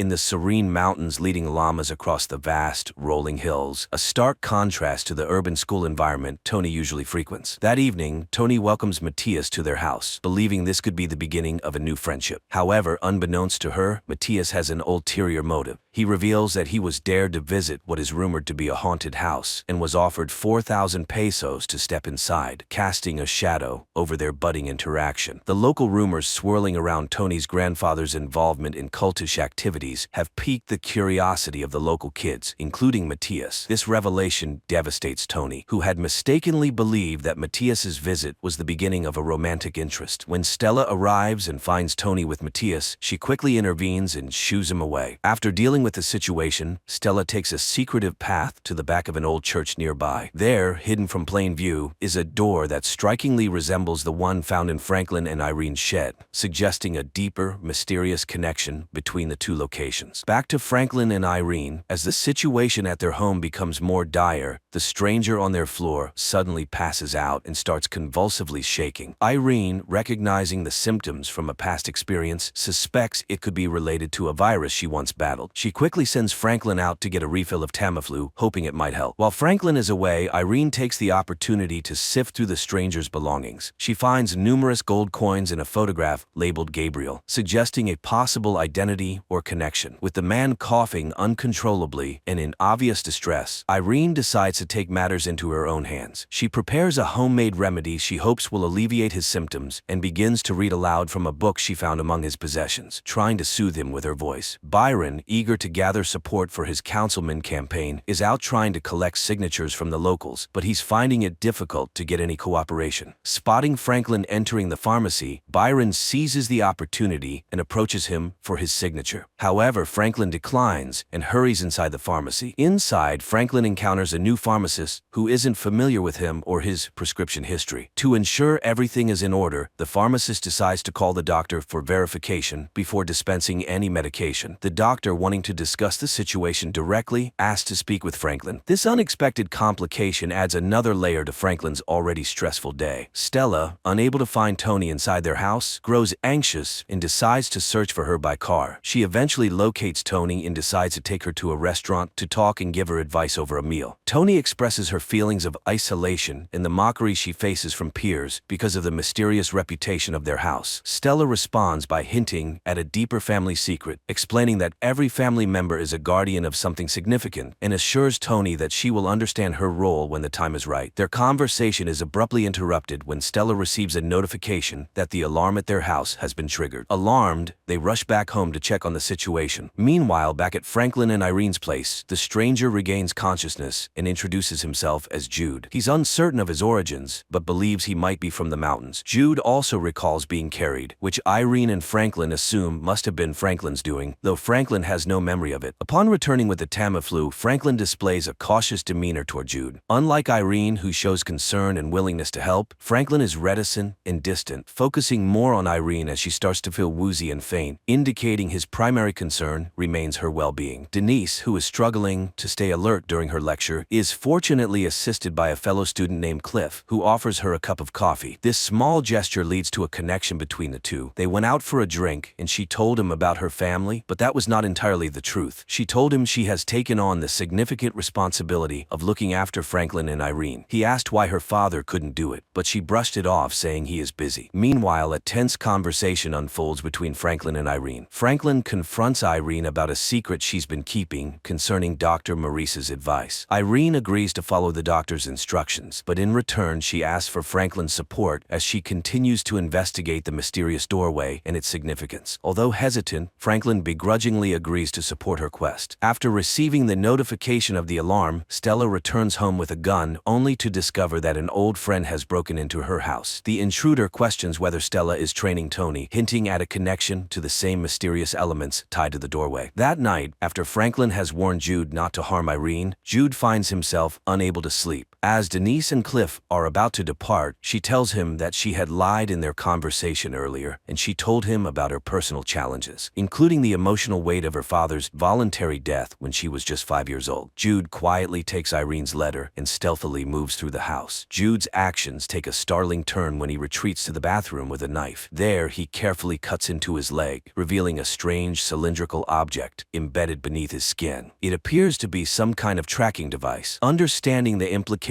of being tracked, Jude decisively crushes the device, ensuring it can no longer function. After dealing with the device, he slips out into the night. Franklin delves into the mystery of the gold coins he found among the stranger's belongings. He takes them to a local trader who identifies them as Spanish doubloons, but the exact origin of their minting remains uncertain. Simultaneously, Stella confronts the intruder she found in her home. She sends Tony out and questions him about his presence. He responds by handing her a paper, describing it as a special assignment, and insists that she involve Tony. Meanwhile, Franklin, showing a gesture of care, returns home with a bag of clothes for Jude, the stranger who recently revealed his name. However, he specifically avoids giving Jude any of Michael's belongings, as the memories associated with them are still painfully fresh. Responding to Jude's simple request for food, they all head to a diner. The outing takes an uncomfortable turn when Jude becomes ill and vomits during the ride home. Denise is presented with a significant opportunity by her superior Mark. She's been invited to join a newly forming research group which promises a substantial salary increase but also requires a hefty time commitment. This new role would not only be a step up in her career but would also demand she manage it alongside her ongoing internship, essentially doubling her workload. Faced with the potential benefits and the daunting prospect of increased stress, Denise feels torn and unsure about whether to accept the offer. Throughout these events, fragments of Jude's past begin to surface in his mind. He recalls snippets of his life before arriving at the Yorks, including a conflict with another individual. Byron comes under fire for forging signatures on his campaign. He received a call, and he was told to put his campaign in suspension to not face legal matters. Franklin, acting on Irene's suggestion, takes Jude out for some male bonding in an attempt to better understand the mysterious guest. They spend the day playing chess, a setting that gives Franklin ample time to evaluate Jude's character and intentions. Despite the shared activity, Franklin's suspicions grow, and he concludes that Jude might be a con artist. Convinced that it's best for Jude to leave, Franklin decides to give him $5,000 to help him on his way and drives him to the bus station. However, as Jude prepares to board the bus, Franklin begins to have second thoughts about his decision. The complexity of the situation and perhaps a sense of unresolved doubt lead Franklin to reluctantly invite Jude back, allowing him another chance to prove his intentions and possibly clarify his mysterious connection to their family. At home, Irene makes a startling discovery among Jude's possessions, a mysterious orb that seems to have the ability to disintegrate matter. When she places it on the coffee table, the table vanishes without a trace, leaving her both amazed and alarmed. Meanwhile, Denise decides to visit her grandparents and encounters Jude, who they introduce as their new caretaker. Denise is skeptical of Jude, especially given the peculiar circumstances of his arrival and the strange incidents surrounding him. Although Irene suggests that Denise should head home rather than stay the night, Denise leaves, but not without instructing Jude on her grandparents' needs and expectations. She opts to stay with a friend, driven by a resolve to uncover Jude's true identity. Later that night, Jude has a private conversation with Irene. He confides that he believes his presence at their home is no coincidence. Jude reveals that he is searching for his father, named Gabriel, the same name on the Polaroid found earlier, and he seeks Irene's assistance in this personal quest. In another part of the house, Franklin discovers a bloodied knife in the bathroom. While cleaning up, he notices fragments of the mysterious orb that Irene had found, now broken and swirling up through the sink. Unfortunately, the water quickly washes them away before Franklin can examine them further, deepening the mystery of the strange object and its capabilities. Byron, undeterred by previous accusations of meddling, finds himself unable to resist the lure of the mysterious activities at the Yorks' residence. Driven by curiosity, he sneaks into their property and makes his way to the shed. Inside, he navigates through the clutter until he confronts the secret door, the very threshold that seems to be the heart of the enigmas surrounding Franklin and Irene. Meanwhile, the narrative shifts back to Stella and Tony. In a parallel scene reminiscent of earlier discoveries, Stella takes Tony to a secretive doorway located behind the chapel, a portal similar to the one in the Yorks' shed, but with a distinct feature. This doorway is equipped with a strange control panel that Stella manipulates to set their destination. After entering a sequence of commands, Stella and Tony step through the doorway and find themselves instantly transported to New York City.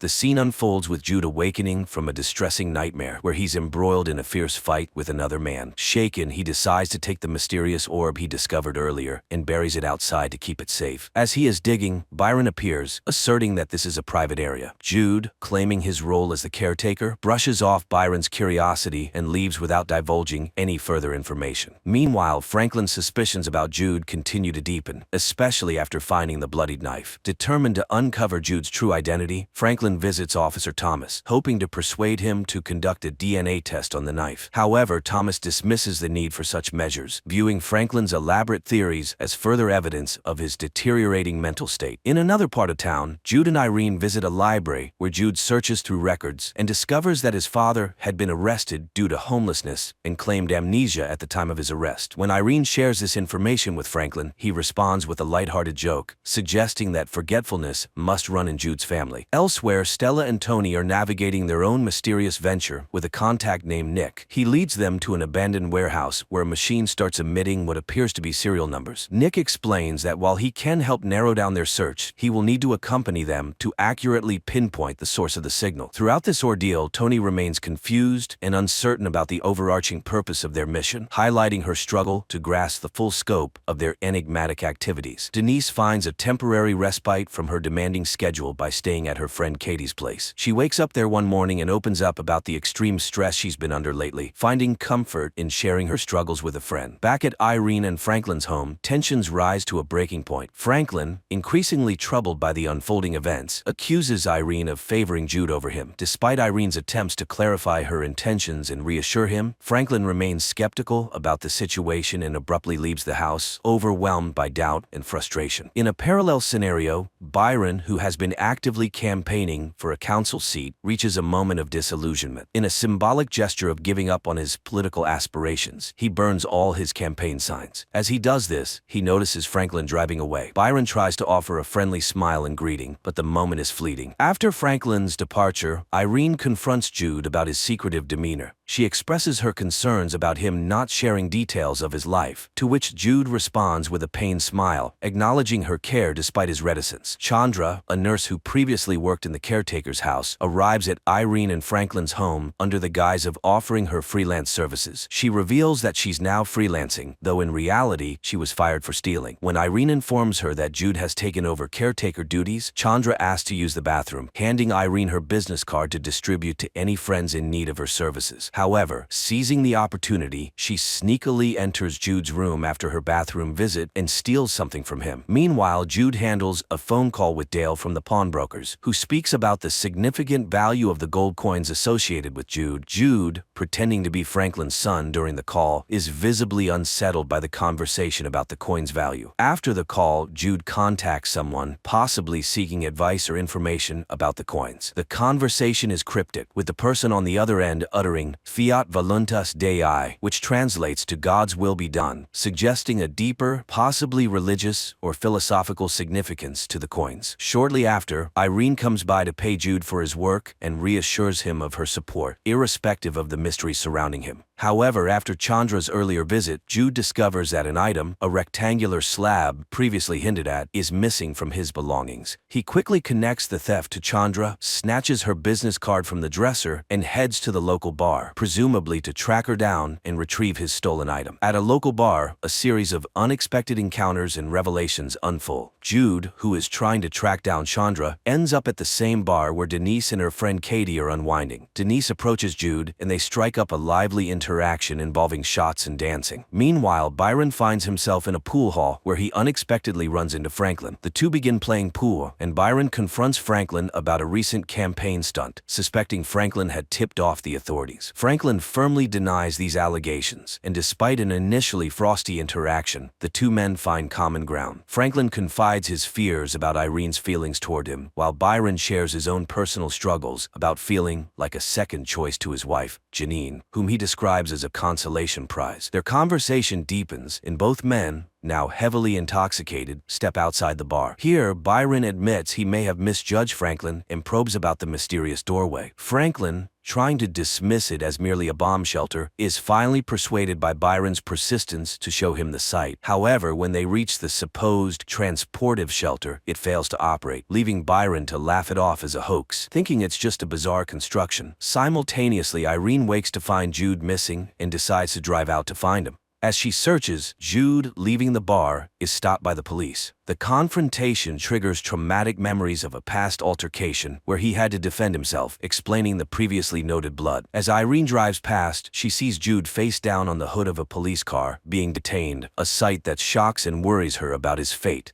In the police station, Irene confronts a distressed Jude, who has run off and now finds himself entangled in a legal predicament. Urging him to be honest, Irene demands the truth if she is to help him. Jude, finally opening up, reveals that he was held in an isolated compound designed to guard the secret of the doorway, an enigmatic portal leading to what he describes as a barren alien planet, not the symbolic gateway others might believe it to be. Jude further explains that the blood found on him was from an altercation with men who tried to prevent his escape from the compound. The stakes are high, as these individuals, should they find him, intend to kill him. Jude's ultimate mission is to locate Gabriel, who had previously ventured through the same mysterious doorway. With this newfound understanding, Irene manages to persuade the police to release Jude. On their way home, Irene attempts to downplay the significance of her own doorway. However, Jude insists that their doorway is part of a larger destiny, making it one of the most crucial portals among many. Meanwhile, the subplot with Tony, Stella, and Nick sheds light on the scientific and mystical dimensions of the doorways. They discover that the doorways are connected by invisible particles that span vast distances. While Stella views this phenomenon as a divine gift, Nick adheres to a scientific interpretation. Their quest to locate a specific package leads them to a massive transmission tower. Nick breaks into the network to pinpoint the package's location. However, their operation is nearly compromised when a utility worker arrives. Thinking quickly, Stella subdues the worker, securing him to his van's steering wheel with cable ties, thus ensuring their mission continues uninterrupted. As Nick and Tony proceed to their next destination in Illinois, Tony remains quiet, still processing the events from earlier. Meanwhile, Denise visits Irene and Franklin's house while they are at the doctor's, intending to return a jacket Franklin left at the bar. During her visit, she casually inquires about Jude's father, sparking a light-hearted response from him. Their interaction is interrupted by Irene, who returns with positive news from the doctor. Franklin takes a proactive step towards proving the existence of the alien landscape by handing Byron a disposable camera with undeveloped photos and urging him to get them developed as proof. In another subplot, Irene and Jude visit Chandra's place to recover the items she took. While Irene distracts Chandra with fabricated concerns about Jude, he sneaks upstairs and finds both the strange black trinket and a necklace containing a similar device to what was on his leg. Confronting Chandra, she defensively claims the items were gifts from those at the care home. Irene, seeking further information, promises to keep Chandra's secret in exchange for the source of the necklace. This revelation links the necklace to the tracking devices, explaining why Jude was so keen to destroy the one in his leg. Byron, having developed the photos, finds evidence of the alien world, capturing images of Irene and Franklin in that setting. Meanwhile, Stella, in a distressing episode in the woods, experiences flashbacks of her mother's death, adding emotional depth and backstory to her character. Byron's curiosity leads him to research conspiracy theories online, where he discovers a reference to the impossible door, a concept sketched by an Argentine missionary in 1723, which he connects to their mysterious doorway. Back at the doorway, Franklin and Byron inspect the area and notice bloody fingerprints on the control panel, the same type found at Stella's portal. Upon opening the control panel, they realize the orb is missing, which Jude had previously buried. Byron, piecing together clues from his observations in the woods, locates the buried jar and recovers the orb, further entangling himself in the mysteries surrounding the doorway and its secrets. The scene opens with a strained atmosphere at the dinner table, where Irene casually discusses teaching Jude how to drive. Franklin, however, remains detached from the conversation, his disinterest culminating in him excusing himself to take out the trash. During this mundane chore, he stumbles upon a letter from Irene, the contents of which shake his very foundations. Confronted with his feelings, Franklin accuses Jude of bringing turmoil into their home. Jude's retort, questioning the true source of the household's issues, leaves Franklin even more unsettled, prompting him to walk away from the confrontation. Meanwhile, in Illinois, Tony and Stella settle into a motel for the night. The situation escalates when Nick, having brought the orb with him, carelessly plays with it in the presence of a hired companion. Stella intervenes, dismissing the hooker and sternly reminding Nick of the peril they face, citing the tragic fate of his brother as a grim warning. Elsewhere, Byron, brimming with excitement, equipment, catches up with Franklin to discuss his discovery of the orb. However, Franklin, overwhelmed by personal troubles, dismissively informs Byron that he's preoccupied with other matters. In a significant turn of events, Denise decides to quit school, a decision that has been looming for several chapters. Her friend reacts negatively, driving Denise to leave and join Jude on his quest. Jude shares new details about his father, Gabriel, who similarly had to cut a tracker out of his leg after escaping shadowy pursuers. Returning to the domestic front, Franklin, after spending a night at Byron's, confronts Irene about the discovered letter and her perceived broken promises. The confrontation underscores the deep fractures in their marriage, revealing a relationship in crisis. Concurrently, Byron attempts to operationalize the orb by placing it in the control panel in the basement shed. Despite his efforts, the mechanism fails to activate due to insufficient power. Tensions between Nick and Stella continue to simmer, with Nick provocatively mentioning Stella's late brother, Caleb. Stella reacts violently, punching Nick and leaving him with a bloody nose as she takes off with the van, stranding him at the motel. Jude, driven by the quest to trace his father's footsteps, decides to embark on a road trip to a remote area in Michigan. Denise, eager for the journey and the stories it may uncover, joins him. Irene, seeking a sense of adventure and perhaps a new purpose beyond her routine life, decides to accompany them, despite Franklin's decision to stay behind. For Franklin, their marriage and the life they built together have always been sufficient, but Irene yearns for more, highlighting a growing divide between their desires and aspirations. Back at home, Franklin handles unexpected business regarding the Spanish doubloons. He receives a call from Dale, the pawnbroker, who is eager to learn more about the origin of these rare coins. Franklin is bewildered, especially since it was Jude who initially dealt with Dale about the coins. Unable to provide answers and feeling confused, Franklin hangs up. This interruption is timely, as Byron urgently summons him to show him something new. Byron leads Franklin to the basement of the shed, where he has set up a large generator. His plan is to charge the circuitry connected to the doorway, hoping to provide enough power to activate it. They proceed with the setup, and the activation causes a massive surge of energy. The blast sends shockwaves through the neighborhood, disrupting electrical systems and affecting the natural environment,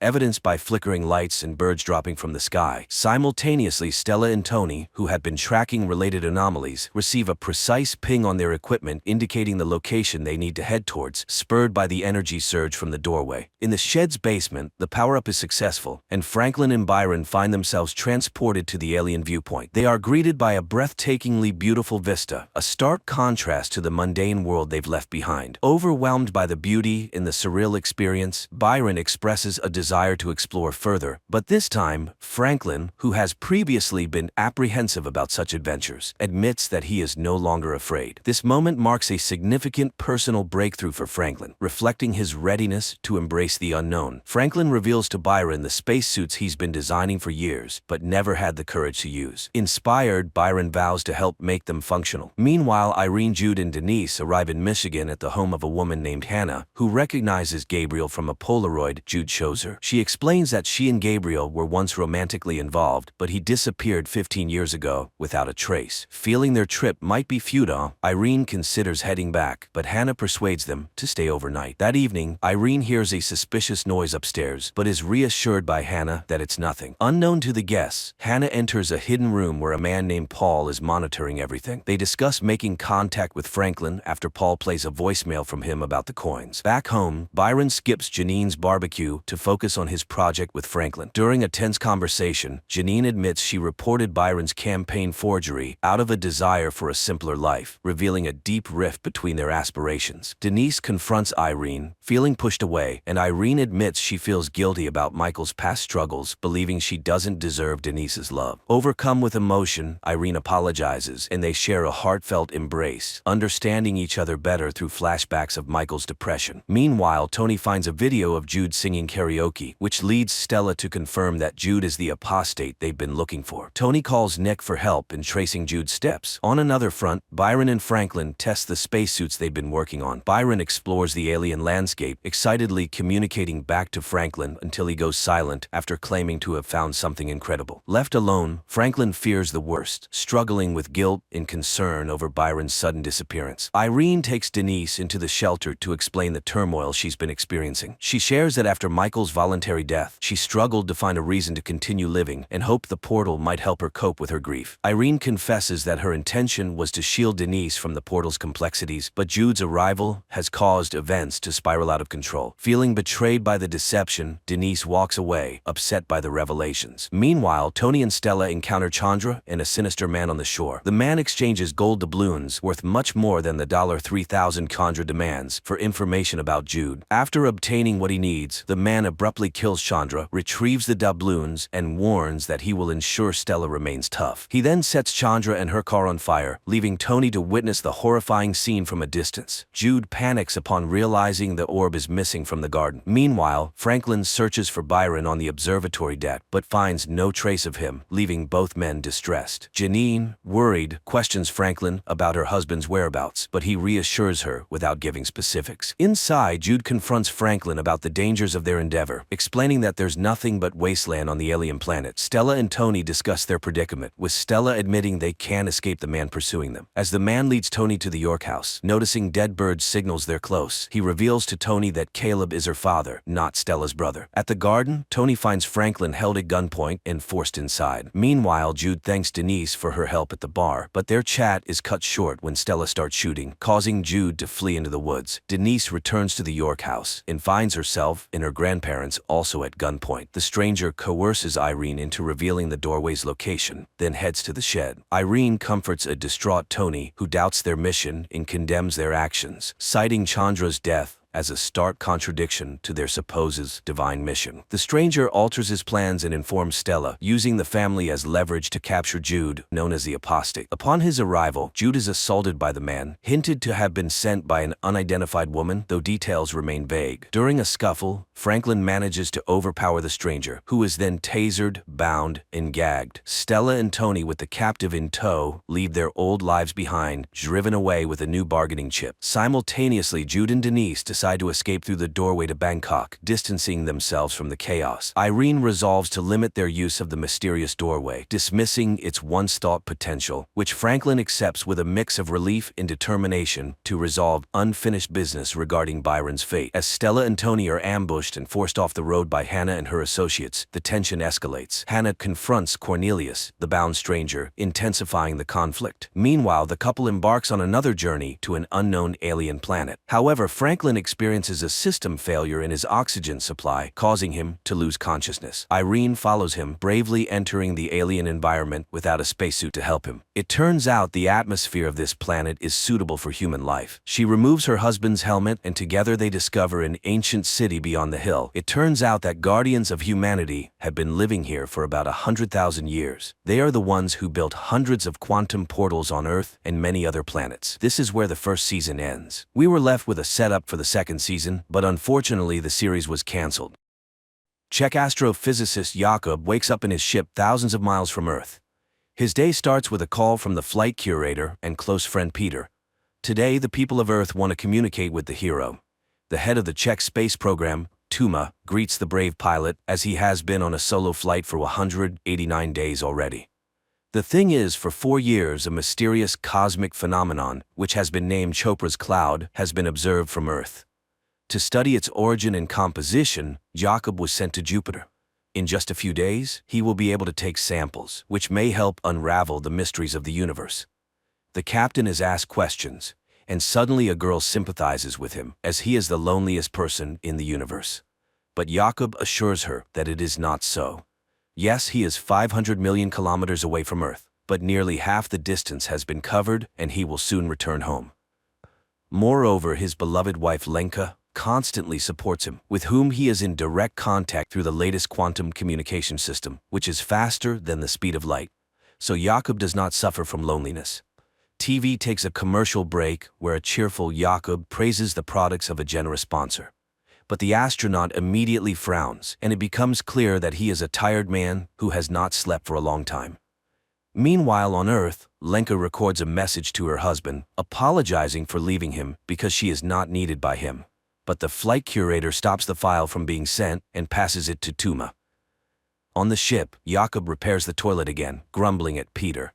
But the latter is more concerned about the malfunctioning cameras. He also notices the astronaut's tired look and advises him to get some sleep. Jakob asks to contact Lenka because she somehow does not respond to his calls, and he promises to find out the reason. The man begins training when Tuma reviews his wife's message. The woman sincerely worries for the family and does not intend to pass this message to Jakob. Lenka is packing her things at this time and does not respond to her husband's messages. Distressed, Jakob drowns his sorrows in sweets and tries to sleep, watching the approaching Chopra's cloud. At night, noises from the malfunctioning toilet keep him from sleeping. He gets up unrested and even more tired, and looking at himself in the mirror, suddenly notices strange movement under his skin and tentacles protrude from his mouth. Jakob is horrified, trying to pull something out of himself and wakes up. He starts the day on the treadmill, then prepares to equip the apparatus for sample collection. Half of the ship's cameras are out of order and no one understands why. The thought of Lenka, who still does not make contact, disturbs him. And one day Jakob suddenly hears an unfamiliar voice offering help, but Peter hears nothing of the sort. True, there is a chance that Jakob intercepted the transmission of the Korean mission, which started after the Czech one, but the language was not Korean at all. Later, the friend informs that Lenka went to her mother's, so she will contact her husband when she returns. Jakob calms down a bit and continues his work. He inspects the compartments and suddenly sees a huge hairy spider in one of them. He closes the doors to the compartment and contacts Peter. But precisely in this part of the station, the camera has long been broken and he can see nothing. Jakob opens the doors, but the spider has not gone anywhere. Moreover, it starts a conversation stating that it did not intend to scare the human. Then the astronaut locks himself in the airlock and informs Peter that he wants to decontaminate the ship. He gets into a spacesuit, says the password that triggers the system, and the surrounding space is filled with disinfecting foam, the color of which reminds him of a summer morning in the field where he and Lenka walked. But then the cleaning is over and Jakob emerges from the airlock. However, the spider hasn't gone anywhere. It informs him that the strange bath arranged for it by the human did not harm it and suggests removing the spacesuit. It is not dangerous. Jakob reaches out to it, but the spider dodges. Such is not the custom in its tribe, so it's better for the human not to do this. It is an explorer too who accidentally found Earth. It studied life on the planet for 3,158 years and even learned Earth's languages, but never understood the essence of the human soul. And when it met Jakob, it felt his loneliness and came here. Unable to accept what was happening, the astronaut hides in the sleeping compartment, but he immediately starts to vividly see and hear his wife. Jakob moves to the station's room, where Lenka appears before him again. It turns out the spider is broadcasting the human's memories because it is very interested in these strange feelings. And it wants to help him overcome emotional difficulties since his companion is leaving. Jakob tries to refuse the help, but the spider does not believe him. Meanwhile, on Earth, Lenka arrives at her mother's because she is pregnant and cannot be alone. Nearby is a boarding house where pregnant women live together, and she decides to stay there for a while. The mother does not understand her, as one cannot leave her husband right now. At the station, the spider asks the astronaut to give it some of his food, and he treats it to nut paste, the taste of which reminds it of its lost home. Its planet was destroyed by an enemy attack, and it fled and wandered through space for a long time. At this time on Earth, Tuma goes to Lenka. The woman is convinced that the wife cannot leave her husband right now. After all, she knew he was a very peculiar person. These qualities help him stay alone for many days, but Lenka is pregnant and suffers from loneliness. The spider tells the astronaut that Chopra's cloud consists of particles that contain wisdom. It cannot say how old it is, but everything has a beginning and an end, even the universe. The spider shows Jakob his first date with Lenka when she suggested they always follow each other, and he agreed. And he does not understand why make promises that you cannot keep, but Jakob has no answer. Later, he asks the spider to save some nut paste, and it reluctantly gives back the can. At this time on Earth, Lenka confesses to her mother that, although it is hard to raise a child alone, she is ready for it. And she will tell her daughter that she loved her father very much at first, but was mistaken. And at the station, Jakob suddenly wonders about the spider's name and suggests naming the creature Hanus. His father told him about a master who lived in ancient times, who created astronomical clocks, for which the king ordered him to be blinded. The spider agrees to accept this name. Later, the astronaut plays music from the opera Mermaid and explains what it is. The spider immediately demonstrates his date with his wife when she appeared before him in a Naiad costume, but the man does not want to remember this. At night, Jakob again has nightmares, this time related to his father, who was a communist and died because of his beliefs. But the spider comforts its friend. There is no need to worry about the past, as the universe is as it should be. Later, Hannes watches in surprise as Jakob exercises, and Jakob explains that humans must do this in space, otherwise their limbs could fail. Hannes doesn't understand why leave the home planet then. At this time, Tuma visits Lenka. The woman tries to reach out to the wife's feelings, but she does not want to return to the past. Then the head says she will not pass her message, and the whole point of the silence surrounding their talks is that inside they are together. Meanwhile, there are only 45 hours left to reach the cloud. And then Lenka's voice spreads through the station. Jakob rushes to the transmitter and sees his wife's face on the screen. They talk about the past and the future when he sees a glowing particle in front of him, which Hannes calls the beginning. Jakob tries to catch it in a jar, but the particle freely passes through all surfaces. Suddenly, the ship loses all communication, and then Chopra's particles start swirling everywhere. Hannes calms the human. The beginning will not harm him, so there is no need to fear. It is a regular repository that cannot be described in human language. And then it asks why the arrival of a child so upsets Lenka. Because her feelings smell of fear. Jakob explains that they lost their first child, and he was not there then, nor now. For what? The spider shows Jakob their conversation when he promised to be there, but he lied to his wife, and she stopped believing him. Later, Jakob finally gets through to Peter on the quantum phone, but Hannes again turns on the man's memories, where he and his wife discuss his journey. He was so confident that he didn't even try to understand his wife. The spider realized that Jakob is selfish, and he is to blame for his loneliness. So it lost interest in him and wants to leave. This causes a panic attack in the astronaut, who no longer wants to be alone. Jakob tries to grab the spider, but it itself presses the man's body to the bulkhead and reminds him that it preferred to communicate without touching. The spider lets the human go and flies to the other end of the station. Jakob desperately follows it, promising to change, and again sees Lenka in the guise of a naiad. He floats in zero gravity, remembering his wife and crying from the sense of realizing the loss. Then he calls Peter and asks him to visit the woman. The friend goes to the boarding house and hands her the quantum phone. Jakob talks about how he loves her and asks for forgiveness for his selfishness. Now he doesn't understand why he neglected the most precious. He wasted his life on nonsense and is not worthy of her. Immediately after the conversation, he hears Hannes's voice again, asking him to rest because he has atoned for his guilt.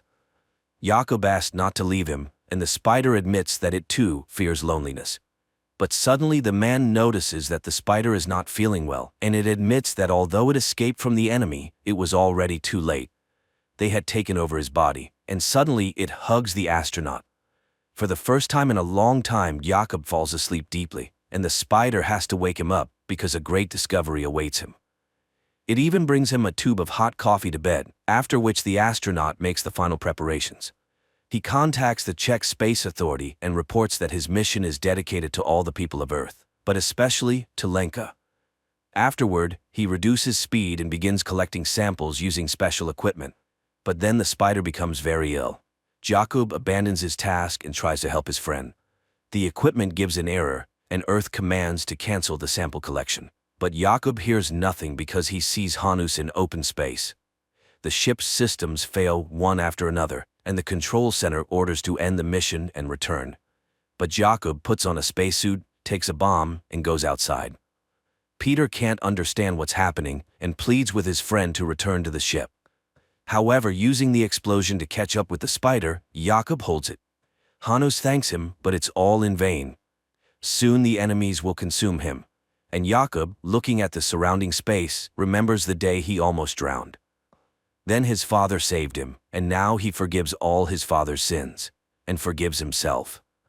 Hannes pulls him to the center of the cloud, where everything is gathered, the beginning and the end, the fluctuation of all times, his past and future, him, his Lenka, and his father. Every promise and punishment, everything is unchangeable and impermanent, but such is the truth of nature. The universe is as it should be. Before the man, Lenka appears again, and Jakob admits that their meeting is a miracle. Just like the meeting with the spider. Jakob hands his friend a can of nut paste he saved for him. The latter thanks him and asks to listen to the silence, after which it disintegrates into millions of particles, consumed by worm-like creatures that destroyed his race. And Lenka on Earth suddenly sees a glowing purple particle in the grass. Night turns into day. Jakob in a spacesuit wades through a transparent stream, above which, on a log, sits Lenka in a mermaid costume asking him to kiss her. Her face becomes the last thing he sees, at least for a moment, because at that time, he sees the lights of a South Korean ship which saves Jakob. Later, he calls his wife Lenka, apologizes, and confesses that if he had known everything earlier, he would never have left, and she would kiss him once more. A fantastic, yet lifelike film. A work-absorbed astronaut had to be millions of kilometers away from his wife and hear a sermon from an extraterrestrial being to understand that family is the most important thing in his life, and one can only hope that he will manage to regain his sense of purpose.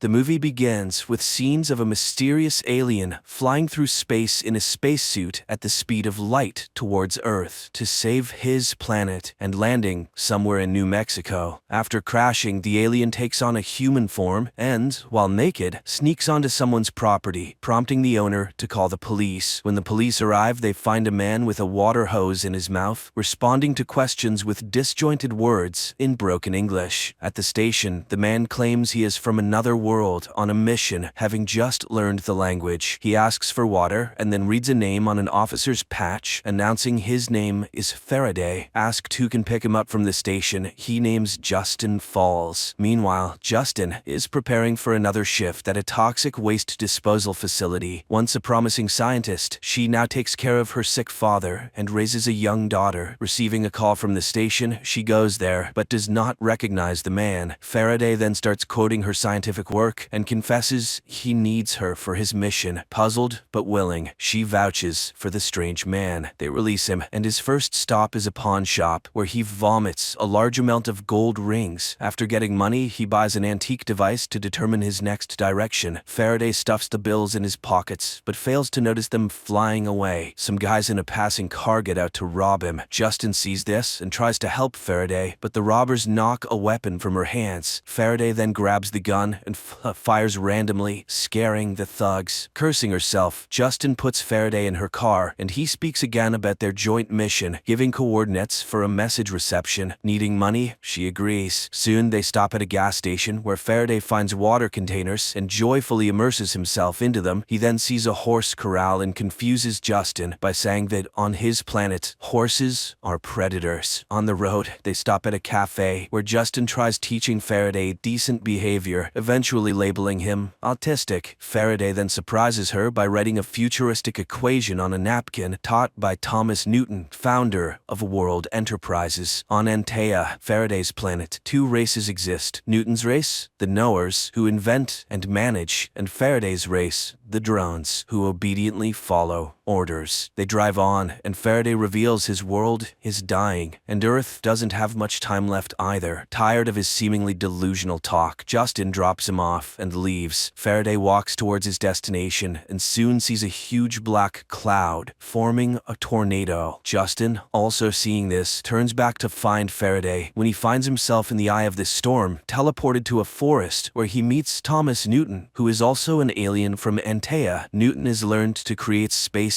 only certain beings can enter. He warns Faraday to stay away, as agents are hunting him. In response, Faraday reproaches the teacher because all of Antea was waiting for his return with water. But time passed, and there were fewer and fewer Anteans left. They considered Newton a traitor and even decided to erase his name from memory. But Faraday believes him. Then Newton advises Faraday to introduce a virus into Antea, which he calls humans, and most importantly, to see everything through the eyes of a human, but not to get attached to earthly life. He sets Faraday a goal: reclaim the company taken from him, because there lies the key to salvation, but he will need Justin's help. Meanwhile, the woman tries to take shelter from the hurricane in her car. Suddenly, everything calms down, and she sees Faraday in front of the car, looking intimidating and repeating only one word, origin. Terrified, Justin drives away. Faraday sets off on foot and soon reaches the familiar cafe. The waitress recognizes him, offers water, and finds out for him that Origin is a corporation in Seattle. Meanwhile, CIA agent Clay receives a dinner invitation from his boss and foster mother Finch. He recently made a mistake resulting in a child's death, and now only success in a new case can save his job. Finch tells him about the strange tornado, which was actually a dialogue in the form of signals sent and received from space, something that last happened 40 years ago. Back then, Dr. Papel, who now lives in Alaska, was involved. Clay must go there and find out everything he can. At the same time, Faraday takes a taxi to the airport and, realizing he needs documents for the flight, steals them from the driver. But upon entering the terminal, he suddenly feels very ill. The radiation from the passenger and luggage scanning systems affect him. He vomits a large amount of water and loses consciousness. Justin is called by the police to pick up Faraday, who is now in her jurisdiction. She arrives to find him pleading to be taken to Seattle, as the tornado was a message. She finally believes he is an alien. Faraday explains that the Origin Corporation has blueprints for a device that can save Antea. As a nuclear fusion expert, she can help him build it. Justin takes Faraday home and introduces him to her family. He is baffled by why people keep useless old people instead of disposing of them. At home, Justin's father Josiah plays his favorite jazz, which delights Faraday. Meanwhile, CIA agent Clay makes his way to Alaska and finds Papel's house, but he is immediately struck on the head and loses consciousness. The young man comes to, tied to a chair with his mouth taped shut. The mad old man cuts him to make sure he is human. Papel is convinced the agent came for the film. He starts to recall Newton, whom he turned into a psychopath. Then, Clay manages to free himself, but the old man grabs a rifle and, threatening the agent, suddenly shoots himself. At the same time, Faraday, sitting at a table, watches the traditional prayer in confusion, not understanding who Josiah is talking to. Josiah regrets his daughter abandoning her scientific work. Faraday cannot understand why she wastes her potential on a worthless old man. An upset Justin takes her daughter to a neighbor. Faraday stays with Josiah. He looks at the old man and then reaches out to him. Justin sees flashing lights and runs to the house, finding Josiah standing on his feet while Faraday convulses in a corner, saying they can now go to Seattle. Father and daughter rush to him and find the alien completely dehydrated. They carry him to the bathroom where he drinks greedily. Then he suddenly falls. A black substance emerges from him, rises into the air, and disappears into the ventilation. After that, Faraday fully recovers. In the morning, Josiah, for the first time in years, gets himself ready and insists his daughter take Faraday to Seattle, gifting him a suit and a hat. On the road, Faraday explains they need to infiltrate the Origin Corporation's vault and find Newton's 10th project. The woman is skeptical, so Faraday asks to stop the car, approaches a long broken oil derrick, extracts a glowing sphere from himself, and inserts it into the machine's engine. The oil derrick starts working, and the alien explains that it is quantum synthesis, which can operate for hundreds of years. He used this energy to travel to Earth. Newton's project will provide the necessary energy, restore Antaea's core, and enable the recreation of water. Earth is currently on the same path, and Justin was very close to solving the mystery. Meanwhile, in Alaska, Clay finds an old projector and a film reel showing an experiment on Newton, where his face was removed. The shocked agent burns down the old psychiatrist's house. Faraday and Justin stop at a hotel for the night. The alien lies on the water in the pool, looking at the stars, and predicts Earth's imminent doom. Then, Justin sets a condition. She will help achieve the goal, but the device's blueprints must remain on Earth. Faraday agrees and informs her that they need to find Hutch. It turns out Hutch is the dismissed brother of the Origin Corporation's manager. However, seeing Faraday's calculations on a napkin and hearing Newton's name, he refuses to have anything to do with them. Clay meets with Finch. He has traced Newton's entire path. The US government practically stripped Newton, who amassed a fortune and founded Origin, of everything, replacing him with their own person while torturing the alien himself. himself. Newton then disappeared after speaking about the project. Now, another similar entity has appeared. Finch reminds him of the case's danger, but agrees to assign him the investigation, providing him with an analyst, Elizabeth. At that moment, Hutch finally comes to Justin and Faraday. He recalls Newton's projects and tries to convey to the pair what will happen if quantum energy is used on Earth. It would mean the death of the entire energy system, the ruin of oligarchs, and the closure of power stations. Who would let them do such a thing? Clay meets Elizabeth, who intercepted the last signal. Her file states she betrayed her own family. She reminds him of the child who died because of him. Clay realizes they are a team and orders her to track down the alien from the tornado. Hutch informs them that Origin is in London, but his relationship with his sister is very poor. Faraday suggests a demonstration of his quantum prototype. Hutch arranges a private plane to London. However, during the flight, Faraday's face suddenly starts to melt. Hutch barely manages to calm the stewardess, who is in shock after witnessing it. They arrive and infiltrate a club where scientific proposals are being presented. Faraday listens to a young scientist's presentation, but suddenly goes to the board and writes the correct formula. When questioned by the committee, he announces he came to demonstrate quantum synthesis processes. Seeing disbelief, he takes at the sphere, and instantly, all of London's electricity cuts off and then turns back on. The next day, the news goes global. Justin asks her father to come to London with her daughter Molly. Hutch receives numerous congratulations. Faraday is outraged by Earthling's wastefulness and the fact that there is nothing about his teacher Newton on the internet, as if his life was simply erased. Hutch decides to go to his sister's estate uninvited. Elizabeth tracks them and reports to Clay, showing him Faraday's airport photo. She is sure he is an alien. She also obtained information about a Mary, who was Newton's friend. Clay heads to the monastery clinic where she works. Faraday's team arrives at Hutch's sister's estate. Justin talks about the prototype that can light a city for almost a year using just a liter of water. Edie opposes, but then Faraday mentions Newton's name. Edie's son admits he has music recorded by the scientist on an old device and leads Faraday to his grandfather's study. At the same time, Clay arrives at the monastery clinic and meets Mary. Meanwhile, Edie's consultants bombard Justin with questions, making her feel unwell. During this time, Faraday receives a musical sphere and upon playing it, hears strange sounds. In the monastery, Mary recalls that Newton told her about his wife and begs Clay to protect the alien, as he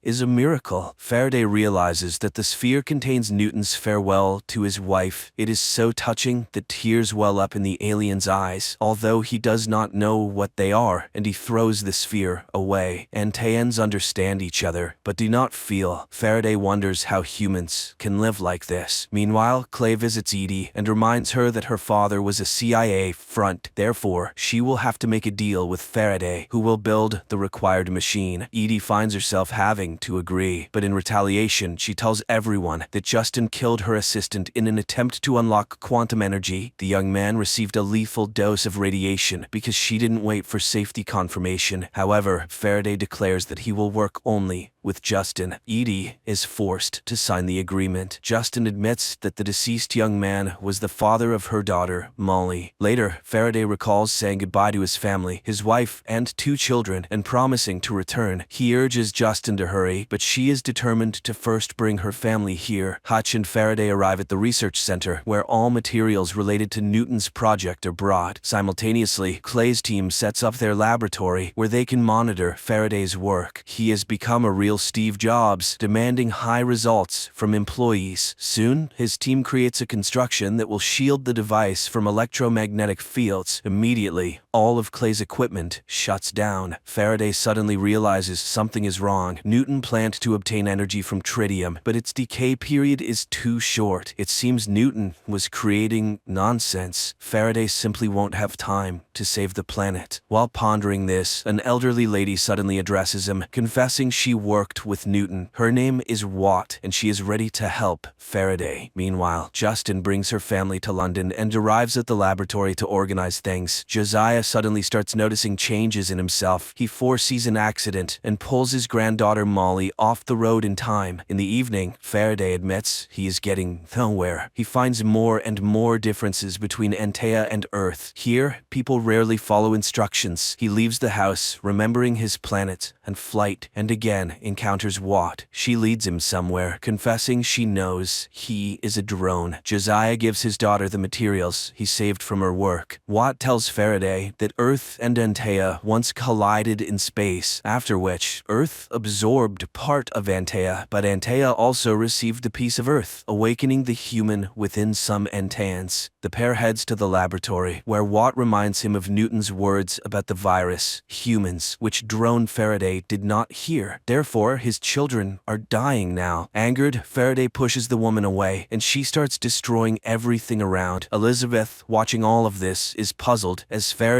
is absolutely alone in this laboratory. Then, the alien realizes the woman is just his imagination, suggesting what to do next. He goes to Justin because he has deciphered the project. Justin shows him her equation, where she replaced tritium with another substance. Friends, the continuation of the story is now before you on the screen.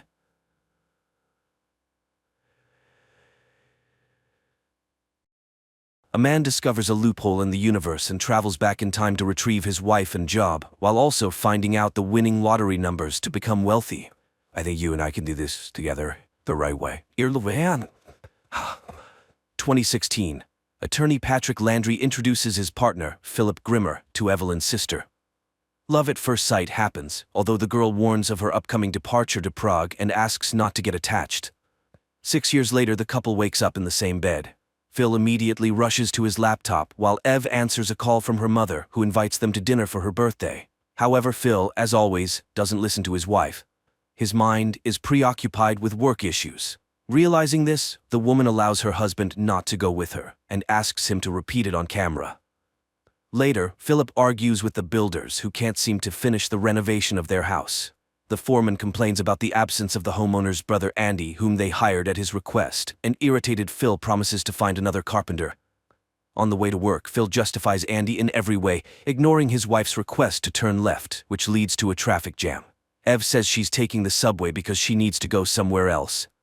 Philip, on the other hand, goes to his brother, who overslept. The crucial thing is that he hasn't consumed alcohol, which is strictly forbidden for him because he's an alcoholic.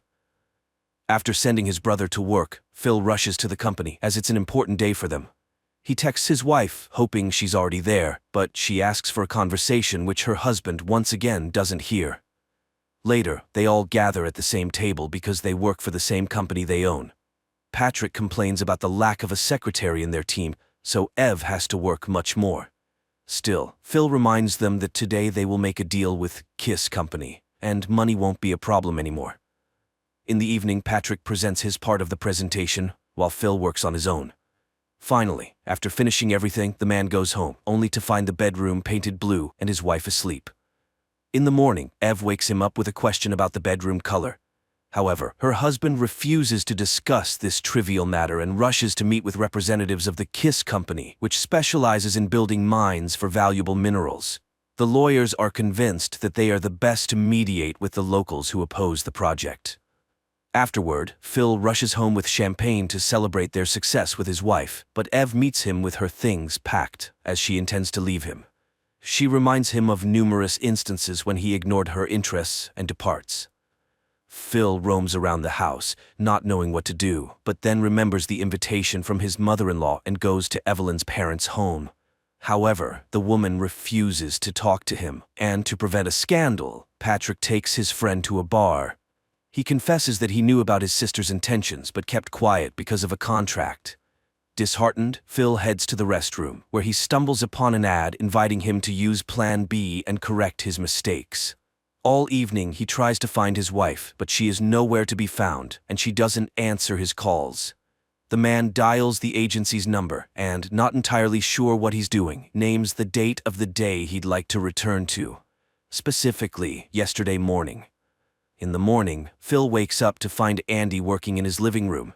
Due to the events of the previous day, his head isn't functioning well, and he is surprised to read a message from Plan B. Then, there's a knock on the door, and two identical guys appear on the doorstep, grabbing Phil and dragging him into a van parked outside. After this, he wakes up 2 days earlier. Bewildered, Phil, without allowing his wife to finish, agrees to go to her mother's birthday party, which astonishes Evelyn. He also requests the foreman to find a replacement for his brother. On the way, stuck in traffic again, he follows his wife and discovers her at a clinic, where a surprised Ev mentions a delay. Phil doesn't understand why she didn't tell him earlier, but she suggests discussing it later. He waits for her in the car, where his wife admits she considered their relationship over. Her husband pleads for another chance and asks her to remind him what color she wanted for the bedroom. He then calls the foreman, who has already painted the walls blue, orders him to stop, and later fires Andy. At work, Phil takes on all of Ev's extra work, which leaves him with no time to complete his part of the presentation. While his wife goes to meet a friend, he rushes home and paints the walls in her favorite color. Catching him in the act, Evelyn is surprised, but counts it as an effort. Furthermore, he apologizes for her having to do something she doesn't love, despite always dreaming of being a musician. He suggests she resume playing the cello. The woman is completely taken aback. In the morning, Phil confesses that he hasn't finished his part of the presentation. Patrick tries to fix the situation, but Kiss refuses to sign a contract with the lawyers.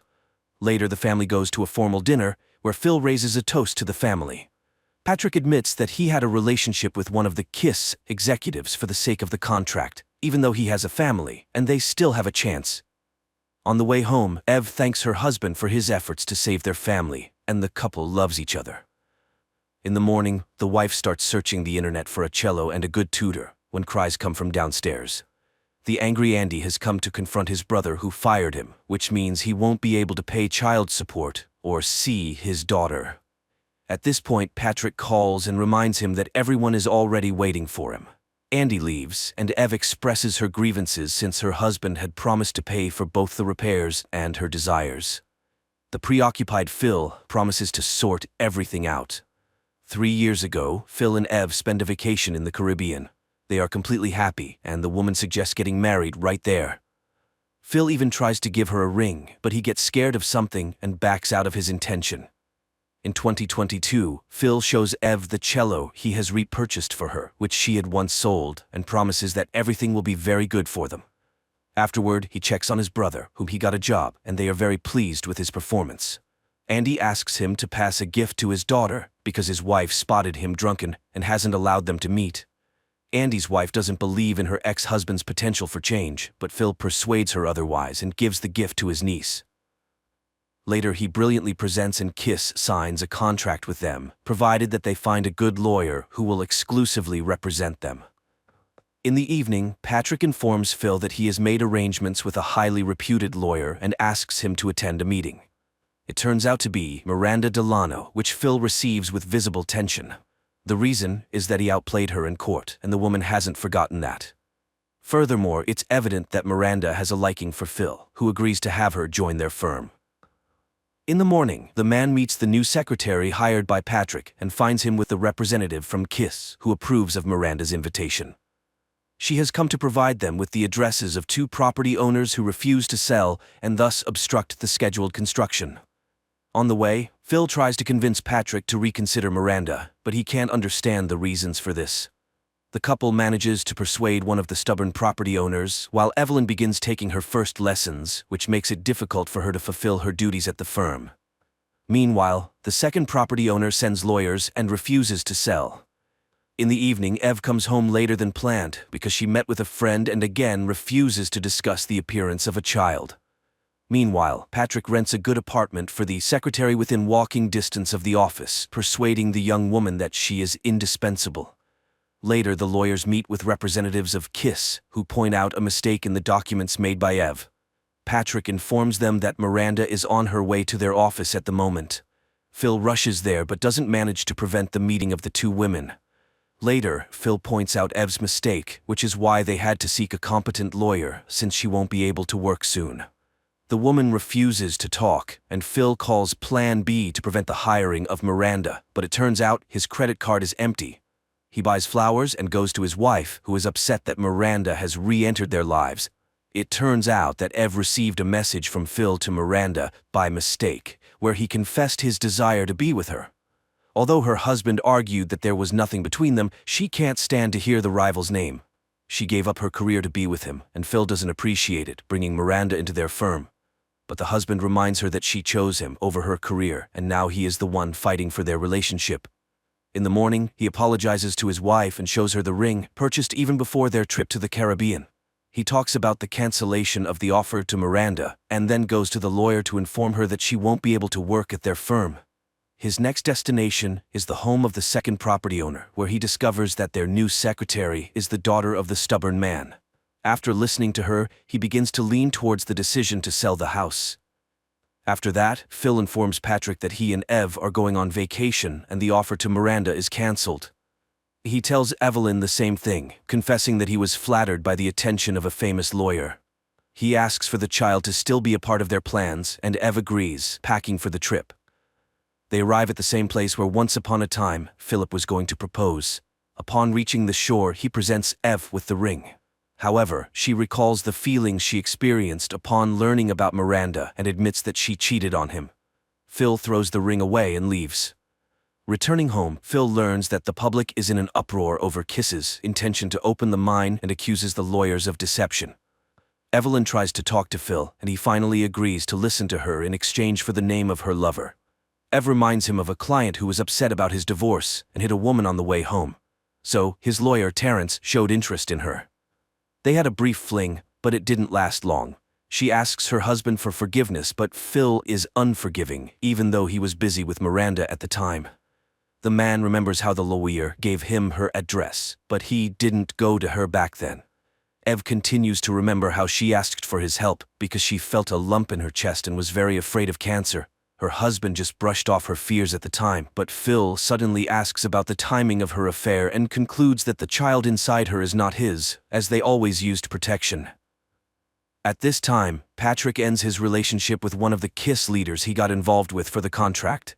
Phil has to search for his seemingly drunk brother and calm down their selfish mother, who reminds him of the day when Andy, his brother, stormed into her house, causing trouble.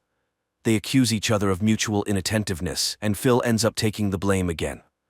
Later, he conducts an interview with a candidate for the lawyer role, who proposes entirely unacceptable terms. After this, Phil fires Ev because it was her mistake that got them into this situation. A quarrel ensues, and the man admits that he shouldn't have bought the house with her. Patrick learns about this and reminds him that half the firm is his. But Phil doesn't want to hear anything and calls Plan B to prevent the purchase of the house. Soon, Patrick calls him, revealing that he had been keeping his family a secret from his lover, who saw them with the children today. This could cause problems with Kiss. On TV, reports about protests against the mine construction are broadcast, which Ev interrupts, reminding Phil of the day they didn't use protection. So, the child is definitely his. And right at that moment, the twins from Plan B ring the doorbell. Phil finds himself back on the day when they were inspecting the house, and he decided not to buy it. Later, Ev asks him to help examine her breast because she thinks there is a lump. He advises his wife to see a doctor and heads to court, where his opponent is Miranda. Phil counters all her objections and proposes to meet and discuss the terms. During the conversation, he receives a call from Andy, and Phil remembers that today, an unpleasant scene will take place at his brother's wife's house. He rushes there and prevents the scandal. He returns home late, and Evelyn, who has woken up, comforts him, sympathizing with his problems with his brother. In the morning, she initiates a conversation about the house, but Phil avoids answering because he constantly envisions Ev's infidelity. The next day, he tells his brother that Ev might be unfaithful to him, but Andy doesn't understand this perspective. Why worry about something that hasn't happened? Later, he wins the court case, and Miranda invites him to dinner, after which the two of them end up at her place. But suddenly, Phil sees Evelyn's face before him and realizes that he cannot betray the woman he loves. He goes back home, confesses his love to Ev, and in the morning, he suggests that they get back to making music, as that's what she had always wanted. He also agrees to buy the house they both liked. He easily wins all the cases that follow, amazes his wife with his foresight, and decides to quit working for Kiss. Andy returns to the family, and Phil becomes the lawyer for the man involved in the past accident with a woman.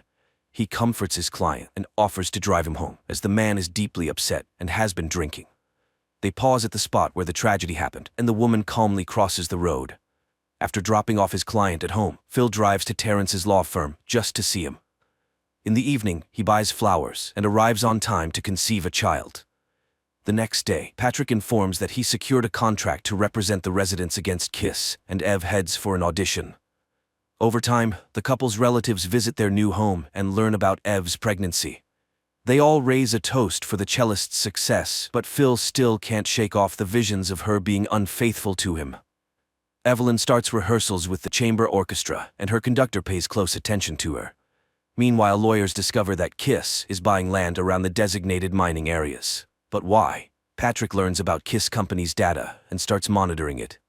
One day, he follows a woman and stumbles upon a gathering of people who want to climb Mount Kilimanjaro to raise money for cancer research, where he meets the woman. As for Phil, he goes to meet Ev after her rehearsal and observes her warm relationship with the conductor, Alejandro, which once again triggers jealousy in him. Moreover, she refuses to leave because she needs to rehearse a lot. Patrick, on the other hand, continues to get to know the corporation's expert in chemistry, who reveals information about the mineral extracted by Kiss. It's not the mineral itself that's dangerous, but what surrounds it, which is why the business people are buying up the neighboring lands. This means that the people living nearby will undoubtedly suffer if mineral mining begins. At the same time, Ev spends more time with the orchestra, which, of course, bothers Phil. Nevertheless, he tries to control his jealousy. One day, he attends an Alcoholics Anonymous meeting to support Andy and hears him speak about his brother, who is a role model for him. Andy introduces his brother to the organizer of the meetings, and Phil brings up the issue of infidelity that never happened. Andy acknowledges that there is a problem. As for Phil, a new obsession develops. Now he envisions Ev with Alejandro. Patrick continues his relationship with the expert and gets to know her seriously ill partner, earning the woman's complete trust.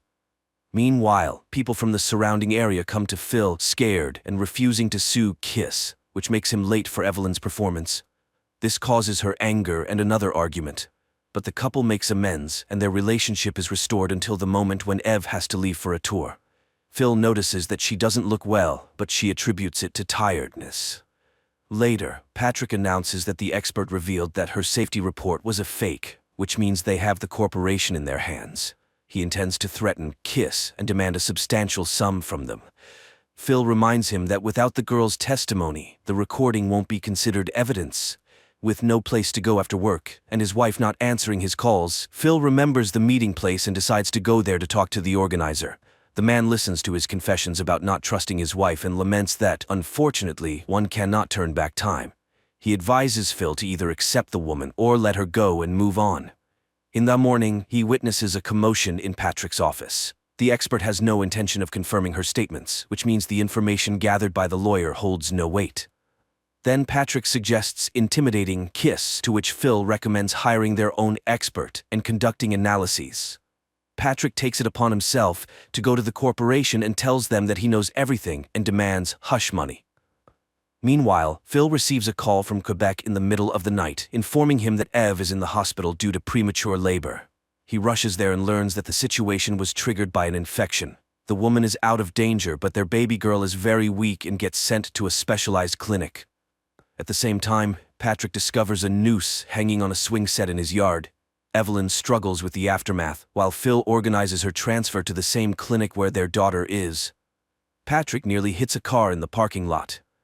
Meanwhile, the doctor informs Ev that her daughter is very weak and is unlikely to survive. The cause of this was a urinary tract infection in the mother, which triggered a kidney disease in the baby. Phil tries to ascertain the exact timing of when the illness started, but the doctor doesn't understand and refuses to answer. Later, all the relatives come to support Ev, and Patrick asks Phil to be closer to his sister. After returning home, Patrick finds a box with pictures of his family. This night, Ev confesses that she has felt unwell for a long time, but skipped the doctor's appointment due to her tour schedule. Phil asks the doctor for a prognosis, and she admits that, in all likelihood, Ev could have prevented what happened by coming in for an examination. Phil calls Plan B. 5 years ago, the couple discusses the possibility of having children, but Evelyn wants to ensure they have everything they need. Phil promises that when their children arrive, they will grow up in a big house with everything they need. In the present, Phil places an order and is informed that the agents will arrive tomorrow.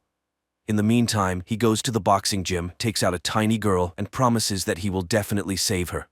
He makes the same promise to his wife, who is on the verge of despair. Meanwhile, Patrick receives instructions to go to a motel and check in under a false name. He complies, calls Phil, and tells him that he went to kiss, and now he's being threatened. He asks for help, but Phil doesn't want to assist someone who acted against his advice. The next day, Phil waits for the Plan B agents, but they are nowhere to be found. Evelyn asks him to come to her, but he can't leave the house. He waits and starts cutting some information on his arm. They arrive late in the evening, and Phil finds himself at the moment when his wife was getting ready for her tour. He immediately tells Ev that she can't go because she has a fever, but she refuses to listen. Phil refers to the vision and then says that he has already experienced this. He tries to stop her, but Evelyn falls down the stairs just when her friend enters the house.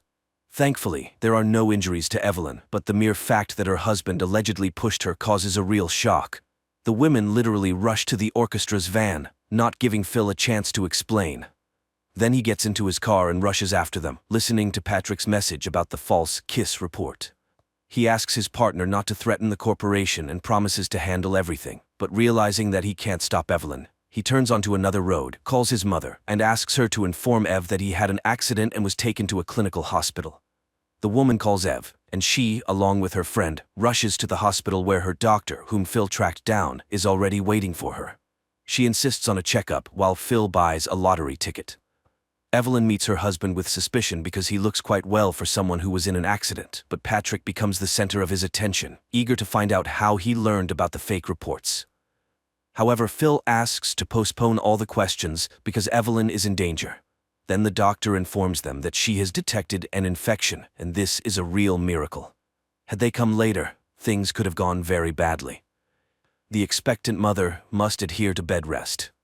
Phil has to come up with an explanation for noticing discharge on her underwear, thereby suspecting an illness and then having a dream in which their daughter was born prematurely and died because Ev didn't undergo an examination. Ev doesn't believe him, but Phil finds excuses for all her questions. The most important thing is that they are both fine. At this moment, the lottery results are shown on TV, and Phil rolls up his sleeve, concealing the numbers cut into his skin. Later, he wins a huge jackpot, but keeps it a secret from everyone. In this storyline, he goes to kiss himself, and, threatening to carry out an independent investigation, demands that they abandon the construction of the mine in the populated area.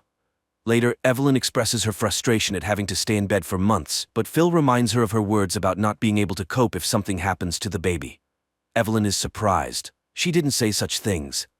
Meanwhile, the lawyer persuades people not to give in to kiss and to preserve the environment for their children and grandchildren, although Patrick is in favor of taking the corporation's money and ending the resistance because he needs the money to pay off his mortgage. But Phil remains resolute and reminds them about conscience. 2 days later, he goes to pick up Evelyn, not realizing that he is being followed.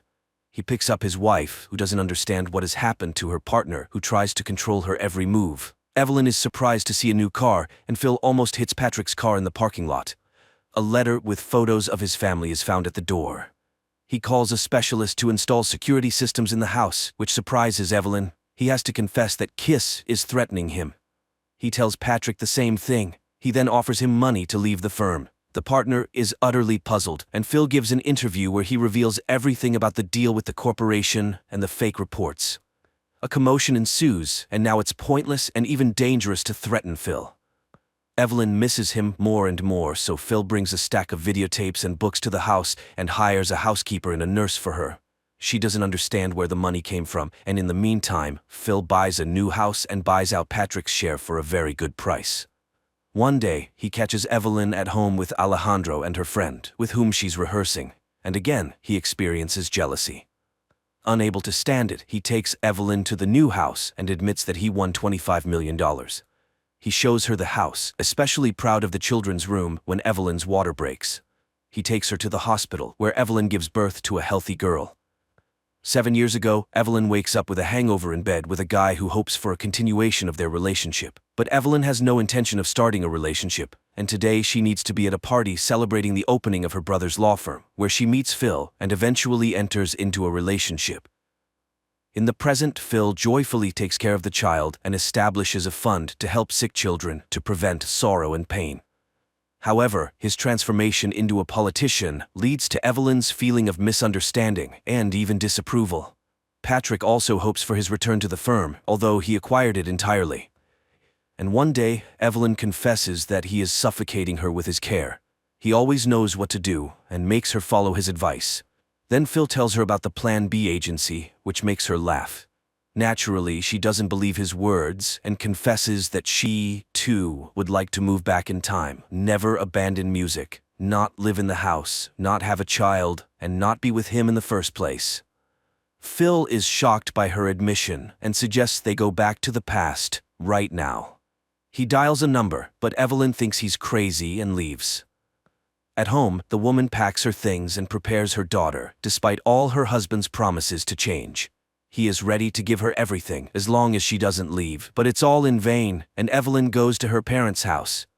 For the first time, Phil can't decide which period in time he needs to go to in order to fix this. He spends whole days at home, staring at the ceiling when Andy comes and tries to help his brother in any way possible. This ends in a drinking binge and the realization that no amount of money and effort can change the present. He starts to get heavily involved in the foundation's work, allocating money for the construction of a children's hospital, when Patrick suddenly shows up with Evelyn because Phil demanded full custody of their daughter. He warns that no one will be able to prove that Evelyn is a bad mother, but a friend of his wife saw him push her down the stairs. Phil offers Patrick $200,000, but for the first time in his life, Patrick is in no need of money, unable to comprehend how his friend reached this point. Evelyn shows up at rehearsals and tells Alejandro that her relationship with Phil is over. However, the woman does not prevent Phil from communicating with their daughter after he has given up full custody. The man goes on outings with the little girl and takes her on weekends. Gradually, his relationship with Evelyn and Patrick improves, although Phil does not rush to sign a divorce agreement. One day, the man goes to a pool where children's classes are taking place and he participates in them, while Evelyn watches from the sidelines, understanding that Phil loves their daughter very much. The woman dedicates herself entirely to her creativity and socializing with friends, even though she disagrees that these years were wasted. However, Charlotte falls ill somehow, and the couple goes to the hospital, where a doctor, seeing how they care for the girl, calls them an excellent team. On the way back, Phil confesses his love to his wife, but she doesn't want to hear it. They manage to be parents but not a couple. After these words, Phil freezes at the wheel, and in the next moment, a collision occurs. His consciousness flickers on and off as he sees doctors, then Patrick, then doctors again, and Andy. Last of all, Evelyn comes in, wishing him to die as soon as possible. But soon Phil regains consciousness and asks Andy to take him home. Andy complies with his request, even though his brother has sustained quite severe injuries. At home, he finds the Plan B number and places an order. Andy can't understand what's happening, but his brother simply asks him to wait. In the morning, the doorbell rings, and the twins appear at the doorstep of Evelyn. They drag her into the van, and the woman wakes up with a hangover, in bed with a guy who hopes for a continuation of their relationship. Evelyn can't understand how this was possible, and realizing she is in the past, she screams in horror. She bursts into her brother's party and throws a fit, accusing Phil of killing her daughter. Onlookers believe she has gone insane, and Phil even claims he is seeing her for the first time. Her friend believes she might have hit her head, but reminds her that it is time to fly to Prague, as she wanted. The woman packs up and starts a new life. 7 years later, she flies to Canada with Alejandro, whom she intends to marry and introduce to her parents. And at the same time, Phil meets his pregnant wife, Miranda, who had been meeting her ex-husband for business matters, which doesn't sit well with her current spouse. However, Miranda reminds him that she's here with him and has no intention of going anywhere. Besides, they're expecting a child. Phil apologizes because he's been trying hard not to control her every move. They go to a concert where Patrick and his family are also present, and he introduces Evelyn to his friend's family. Later, when they're alone, she confesses that she was very angry with him, but now she's grateful for what he did. She's happy in doing what she loves. It's at this point that Phil apologizes for both himself and Charlotte, indicating that everything that happened was not what it seemed. Many people dream of going back in time and changing something that ruined their lives, but does it always lead to a better outcome?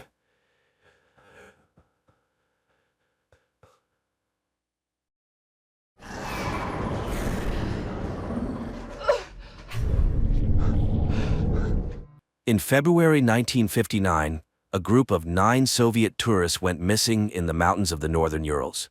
2 weeks later, their bodies were found at the base of Mount Oturtin, which in the language of the indigenous people meant the Mountain of the Dead. The place was named after the leader of the expedition, the Dyatlov Pass. Many years later, American student Holly King became so interested in this case that she decided to gather a new group and go to this mysterious place. The catalyst was a film about an expedition by American scientists who tried to solve the mystery of the Dyatlov group's death but achieved no success. Holly's professor suggested she take up this case for her psychology project, and she invited her friend Jensen to work on it as a film director. They applied for and won a grant. The professor mentioned that she first learned about these events from a novella by Soviet journalist Yarovoy, who soon died in a car accident after the book's release. Jensen suspected that this was how the authorities tried to cover up something terrible. And although people now know a lot about the events of those years, the complete picture remains a mystery. The most common explanation is hypothermic dementia. Although this can happen to those exposed to freezing, in this case, all 9 experienced tourists started undressing at the same time, which is simply impossible. Another frequent explanation is an avalanche. But if they heard the avalanche, why did they sit near the camp for 3 hours without shoes? So there are many answers to this question, one of which involves the secrets of the Russian military, making it seem that the truth will never be known. The first stage of the journey is a flight from Oregon to Chelyabinsk, from where the group will head to the Mountain of the Dead, named by the Mansi people due to a series of unexplained deaths and mysterious disappearances. So the expedition included sound engineer Denise, climber Andy, president of the Northwest Pathfinders Association, who has conquered all the steep peaks in the USA, and his friend Hauser, who spent a whole year conquering the Himalayas. After gathering the group, the guys began to prepare, buying rations, studying maps, and training in the mountains. On January 25th, the team set off. Sometime later, news broke across all U.S. TV channels about the disappearance of 5 Oregon students in the Ural Mountains. Rescuers managed to find their belongings, tents, backpacks, and other equipment. A Russian TV correspondent reported details about the more than strange disappearance of the group of American documentarians, although experts are constructing their versions of the reasons for the disappearance. In winter, the temperature here can drop to -50 degrees, with strong, piercing winds, whose direction constantly changes. This means that if a person walks against the wind and thinks they are walking straight, they might actually be walking in circles. There are speculations about the intervention of some extraterrestrial devices, which many witnesses saw in these places, or even about the appearance of the Yeti. The Mansi elders recall rumbling and fiery balls over these mountains on the days when the Dyatlov group disappeared. They consider these places a portal to the other world. The students wanted to repeat the infamous Dyatlov expedition, and it seems they succeeded. Rescuers managed to find a camera that captured the last days of the documentarians' lives.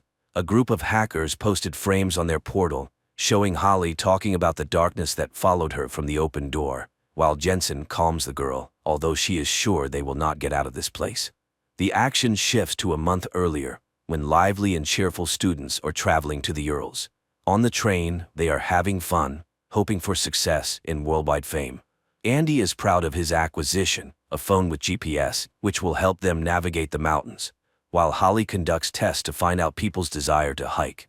Soon the group arrives in the town of Evdel, where they plan to interview the only surviving member of the Dyatlov expedition, who left the route due to illness, but now he is held in a psychiatric hospital. However, doctors do not allow the Americans inside, and they only manage to see the old man showing them a note saying, "Leave."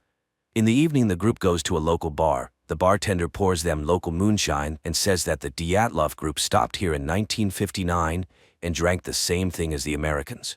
There, they meet Sergei, who speaks English and drives them to the village of Visa, the last point before heading out on the road. The man tells them that his aunt, an English teacher, participated in the search for the Dyatlov group. She claims that in 1959, not 9 but 11 bodies were found near the Mountain of the Dead. Next to the last 2, which looked very different from the others, lay some unknown device. But none of this was mentioned in the reports. After the conversation, the guys set off on foot. At night they stop and set up camp, as the weather begins to change. Hauser prepares a camp dinner, and the guys have fun joking with each other. At night, people see strange lights in the sky and recall reports of orange flashes over the Dyatlov camp. but they decide they still won't be able to solve this mystery and go to sleep. However, in the morning, they notice numerous barefoot tracks of unusual sizes around the tents, resembling human ones. The main thing is that the tracks have no beginning or end, as if some creatures did not come to the camp but flew in. Nevertheless, they set off to explore the area. Soon the students find an abandoned meteorological station, around which the same tracks are found. And in the station's booth lies a torn-out human tongue. Denise panics and asks Holly to leave. But Jensen tells her about a pass in China where animals and birds crash into cliffs and people go insane and die. It is said to happen because of the sound of the wind. Holly admits that she had a similar dream. Mountains, snow, and some door with darkness behind it. And then she heard about the Dyatlov Pass and realized that she would find out everything here. During their conversation, the camera captures two human figures running far in the background. Later they go further and unexpectedly come to the Dyatlov Pass. Once, 9 people set up camp in this very place, had dinner, and went to sleep.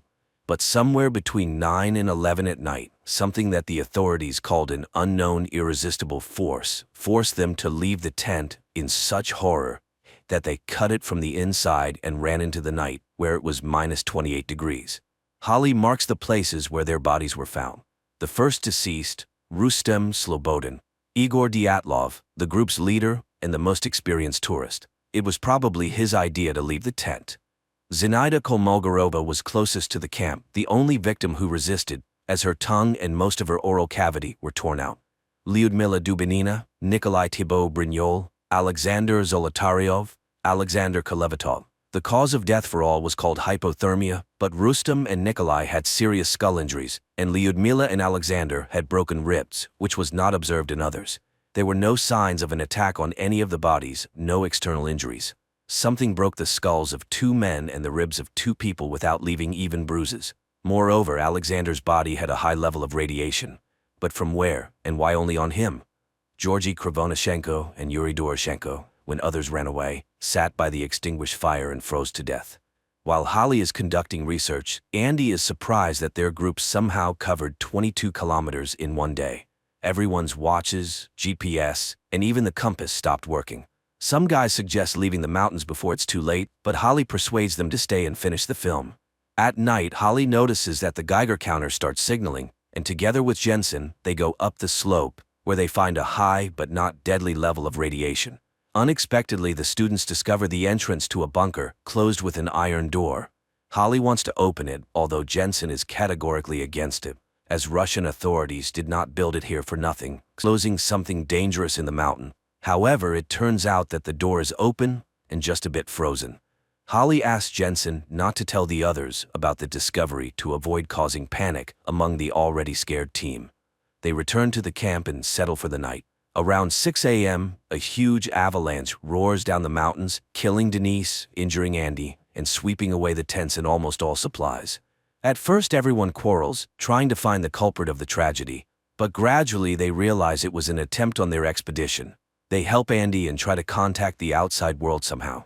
Holly tells them about the bunker, which enrages Hauser since they are freezing here in the snow, while it might be warm there. The students launch a signal flare and wait for help. After some time, 2 people arrive, claiming they saw the flare, but Andy does not believe them, since they have no backpacks and could not have reached here so quickly. He stays to hold them back while the others are ordered to run. The strangers shoot Andy and wound Hauser. Holly, Jensen, and the wounded Hauser barely manage to get into the bunker. The strangers pursue them, but the students close the door. The Americans turn on the lighting, although it is dim and flickering. Running through the tunnels, they find a laboratory full of various devices and documents, among which are old journals with the names of people who died in the line of duty. There are also details about the famous American experiment with the teleportation of the USS Eldridge. Hauser feels unwell and stays put, as Holly promises to find an exit in return for him. The students continue on alone. Soon, Holly and Jensen find the bodies of soldiers who recently died. One of them is missing a tongue, presumably the one they found earlier at the station. But the other bodies are very old and even skeletonized. The 2 open another door, behind which they sense movement. Suddenly, under the flashlight, they see exactly the same camera they have. Moreover, it has their recordings on it. Jensen recalls the teleportation of the Eldridge, which likely happened to them too. At that time, many soldiers mutated, turning into something incomprehensible. At that moment they hear Hauser's screams and rush to him, finding their friend being torn apart by two humanoid mutants. Noticing the newcomers, the mutants attack them. Resembling skeletons covered in skin, the mutants seem to possess the ability to teleport as they appear out of nowhere in any place. Jensen and Holly leave their friend's body, run out of the bunker, and close the door. To their surprise, the mutants do not chase after them. The survivors turn around, and instead of a snowy field, they see a fossil forming a huge round tunnel. The students realize that this is the path for the mutants' teleportation. Holly throws debris inside and sees that the passage is activated. Looking around, the couple finds drawings on the walls made by the local inhabitants and understands that they discovered this place, built by an ancient civilization once living under these mountains. Such portals can be anything, even weapons scattered around the world, which explains many great mysteries. They do not know where it might take them, to which space or time, but Jensen suggests they need to mentally focus on the place they intend to go. And it will work. The only place that they both clearly imagine is the surroundings of their camp near the bunker entrance. They have no choice but to head into the tunnel. The plot shifts back to 1959, when a Soviet girl from the search team finds their bodies and is very surprised because the rescuers have already found all 9 participants of the expedition. Approaching Soviet soldiers take the bodies to the bunker, while one major picks up the Americans' camera, not understanding what it is. The soldier wants to place the Americans with the other bodies, but the major orders them to be placed in a separate room for examination by a doctor. Undressing the deceased, the soldiers are astonished by the unusual clothing for the 1950s. The naked bodies of Holly and Jensen, now looking like mutant bodies, are hung on hooks in a separate cell. The sergeant places the camera under a light. When everyone leaves, the creatures begin to revive. The man lifts his head and looks at the woman. She directs her gaze at the camera, and an angel wing tattoo is visible on the right side of her neck, the same one Holly had.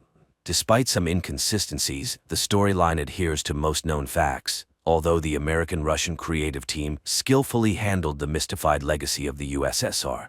However, the found footage effect combined with acting, special effects, and magnificent locations is good enough to ensure the thriller's watchability.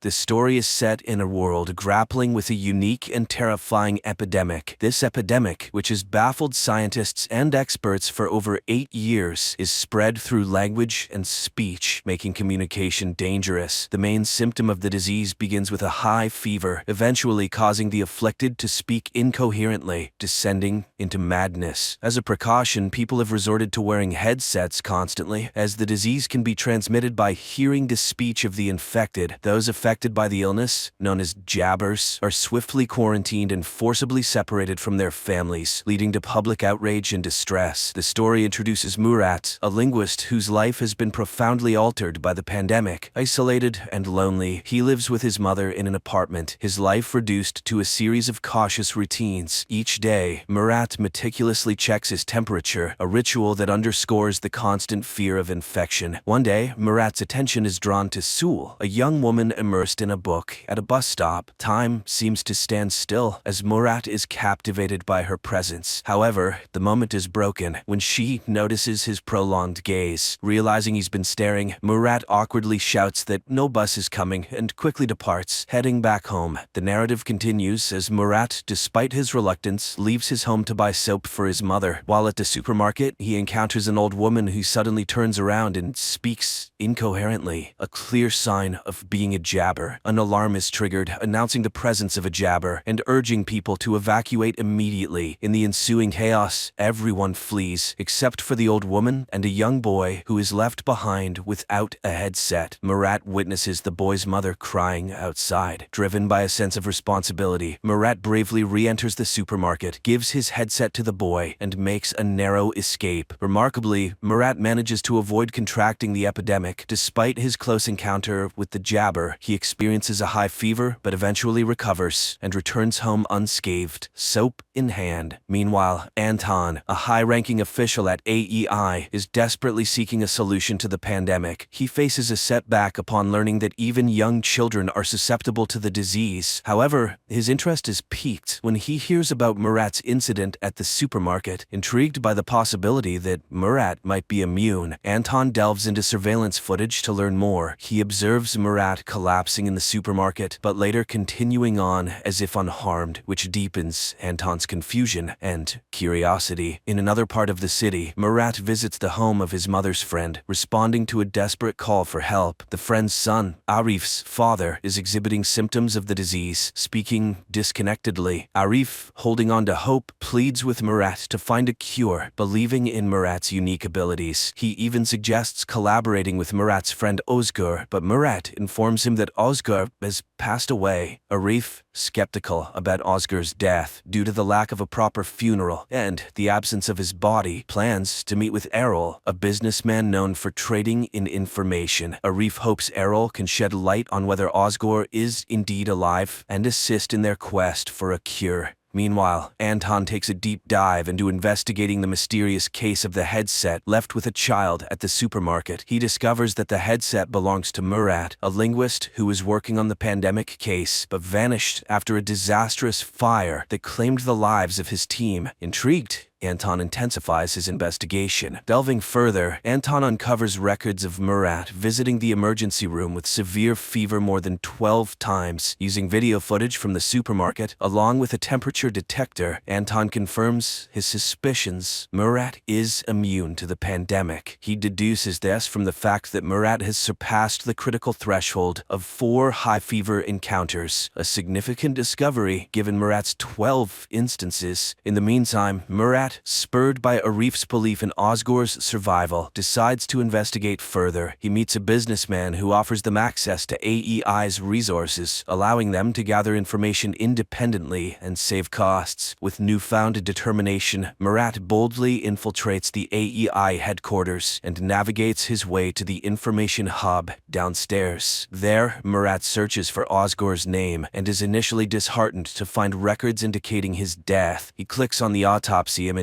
expecting the worst, but is surprised to see an unrecognizable burnt face with no identifiable tattoo on the wrist. This absence of a tattoo, which Murat knows his friend had, rekindles his hope that Ozgur might still be alive. Before leaving the hub room, Murat impulsively searches for his own name in the database. To his shock and dismay, he discovers video footage of himself from the supermarket incident. Realizing the potential danger of this discovery, Murat hastily exits the room, unable to delete the record. His escape is filled with anxiety and urgency, knowing that his presence in the AEI database could have unforeseen and dangerous consequences. Soon after, Anton, fueled by his significant discovery regarding Murat's immunity to the pandemic, eagerly approaches his superior to share his findings. However, his excitement quickly turns to frustration when his superior dismisses his claims, cautioning against spreading unverified rumors. Frustrated by this response and determined to pursue the matter further, Anton decides to take matters into his own hands. He acquires the address of Murat and his mother's home, although under a false name, and sets out with his men to capture Murat. Upon arriving at the destination, they find Murat's mother answering the door, mistakenly assuming it might be her son. However, the AEI forces swiftly invade the home, scattering throughout the house and the apartment complex. They strategically position themselves, lying in wait for Murat's return to spring their trap. Unnoticed by the AEI operatives, Murat's mother subtly places a prearranged signal on the window, a discreet method of communication between her and her son. She then calmly lights a cigarette and sits down, maintaining an air of composure despite the tense situation. Meanwhile, Murat, who had been waiting for another glimpse of the beautiful girl he had seen at the bus stop, returns home. As he approaches his apartment, he notices the signal from his mother. Realizing the imminent danger, he hesitates at the entrance. Inside, Outside, Anton and his team are eagerly anticipating Murat's arrival, ready to execute their well-laid plans. In a moment of inner conflict, Murat grapples with the decision to enter the apartment. His thoughts drift to the beautiful girl, and the realization dawns on him that if he walks into the trap, he might never see her again. This thought acts as a turning point, and in his swift decision, Murat chooses to flee in the opposite direction, much to Anton's dismay. His abrupt departure catches Anton and his men off guard, and they lose track of him in mere seconds. Back at Murat's house, Anton seizes the opportunity to collect Murat's belongings for further investigation, hoping to get more insight into Murat's unique situation. The next morning, as Murat sets out on his search for Ozgur, he is stopped by AEI forces demanding to see his ID. In a moment of tension, as Murat nervously reaches for his ID, a bomb suddenly explodes nearby, causing the AEI forces to scatter and leaving Murat unattended. Seizing the moment, Murat heads to a location where he believes he might find Ozgur. However, his hopes are dashed when he discovers Ozgur is not there. Speaking with the man who made Ozgur's distinctive tattoo, Murat learns that since Ozgur's death, others have been imitating the tattoo, diminishing his chances of finding Ozgur. Meanwhile, Anton meticulously reviews tape recordings overnight and stumbles upon a recording of Murat claiming that he is incapable of jabbering, even if he wanted to. This revelation prompts Anton to rush to AEI to share his findings with a colleague. However, upon his arrival, Anton is informed that his boss Fazil is waiting for him. In a confrontational meeting, Fazil sternly instructs him to withdraw from the case. During this time, Murat finds comfort in a conversation with an old man who offers him a drink. As they share this moment, the old man tries to alleviate Murat's guilt over his wife's tragic death, which occurred after she was affected by the pandemic. He reassures Murat that it wasn't his fault. Murat listens in silence, eventually sharing his plans to venture into Zone 6 in his relentless search for Ozgur. Soon, Murat seeks the help of Errol, a man introduced to him by Arif. Errol is known for his willingness to do anything for money, and Murat needs him to create a false ID. They arrange to meet the following day. Afterward, Murat visits Arif's house, where he expresses his determination to find Ozgur and their shared goal of discovering a cure for the epidemic. Before he leaves, Arif's grandmother generously gives him some money, while his mother, having no cash, gives him her necklace as a token of support. However, their movements do not go unnoticed. One of Anton's men spots Murat and promptly informs Anton, who instructs his team to tail him discreetly. The next day, Murat meets Errol as planned to collect his forged ID. Just as they complete the transaction, Errol receives an alert that AEI forces are closing in on their location. In a frantic rush, they escape, successfully evading Anton and his team, who later search the warehouse to no avail. With his new fake ID in hand, Murat heads to the subway station, bound for the less monitored Zone 6. He smoothly passes the initial security checkpoint using the fake ID. However, his sense of safety is short-lived, as a security guard becomes suspicious upon recognizing Murat's face from wanted posters in the subway. In a coincidental twist, Sul, who Murat has been longing to see again, suddenly appears in front of him. To his astonishment and delight, she kisses him right there in the subway, creating a moment of confusion for the pursuing security guard. This unexpected encounter leaves Murat feeling ecstatic. Holding hands, they continue their journey on the subway, embarking on a path filled with uncertainty, yet united in their unexpected connection. Murat and Sul, having left the bus stop, navigate through menacing people and areas until they find a secluded rooftop where they can talk privately. On the rooftop, Murat, preoccupied with his quest to find Ozgur, is about to leave when Sul insists he stay for a meal. During their conversation, he learns her name and he expresses gratitude for her assistance earlier. Sul then reveals her true intentions. She had been following Murat purposefully, hoping to recruit him into her team, P1, which is dedicated to finding a cure for the pandemic. Surprised by this revelation, Murat abruptly leaves, not allowing her to finish explaining. Later, Murat returns to the home he shares with his wife, where he is flooded with memories as he wanders through each room. That night, he dreams of himself torn between his wife and Sul, symbolizing his internal conflict. The next morning, Murat's search for Ozgur takes an unexpected turn when he is kidnapped by masked individuals who question his identity and affiliation with the AEI. At this critical moment, Sul intervenes, assuring them that Murat is not with the AEI and is on a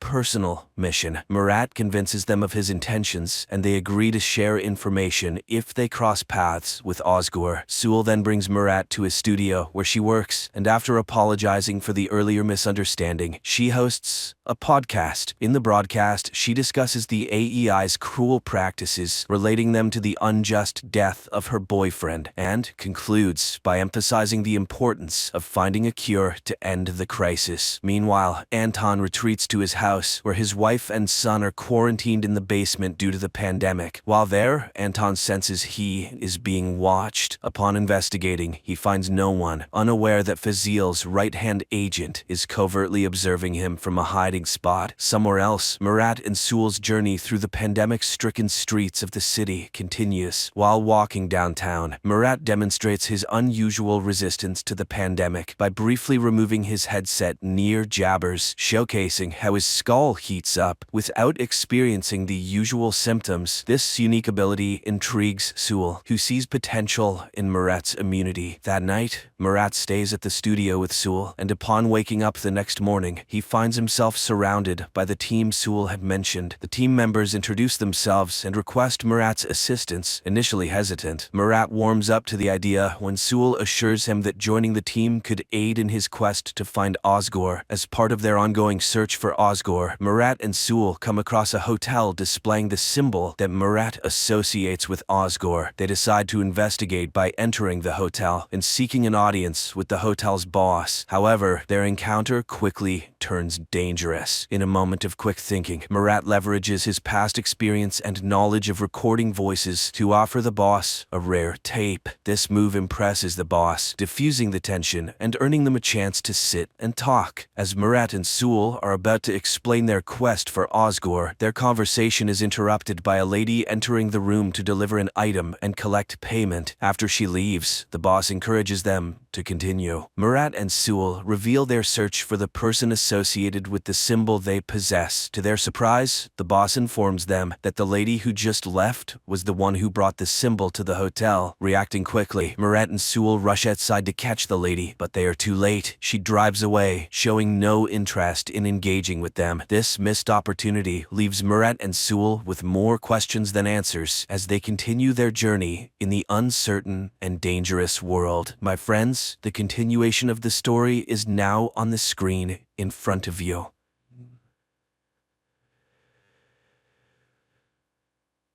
Krefeld, 1984. One night, a father awakens his 6-year-old son Mark because they need to flee their now dangerous home. While the man hurries the older son, Thomas, Mark sees a frog statuette that stood on the shelf come to life. The father and sons drive into the night. Suddenly, the boy's mother Petra appears, begging the father not to take the sons as no one is pursuing him. He drives around her and races to the cemetery. 10 years pass. Mark works at the Living Sound store he opened with his brother and attends school, where he has a bad reputation as his brother was once expelled for aggressive behavior.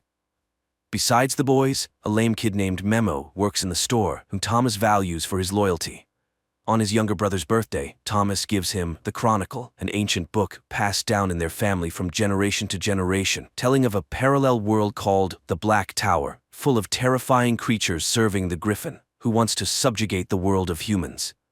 Only the Zimmerman family men can stand against the Griffon and save everyone from his invasion. Mark begins reading, considering it all fantasy, but the descriptions are too realistic, and the map looks genuine. Disturbed by the bloodthirsty drawings, Mark suddenly finds himself in unknown terrain at the base of a huge tower, and immediately a terrible horned creature confronts him.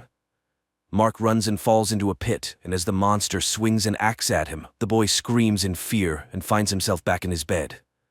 The next day, Mark meets a new student at school, Rebecca, who classmates immediately inform about Mark's family troubles. His brother Thomas was in an asylum for hitting a teacher, and Mark attends psychotherapy sessions, trying to forget the events of one terrible night.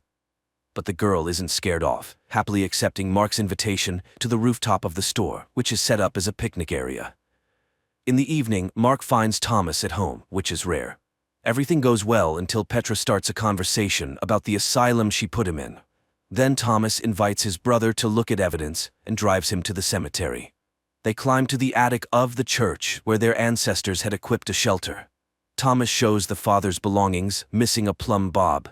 Here, Mark cuts his finger. His blood hits an inconspicuous peg, and a secret compartment in the floor opens, where the brothers find the tool the Zimmermans can use to kill the griffin.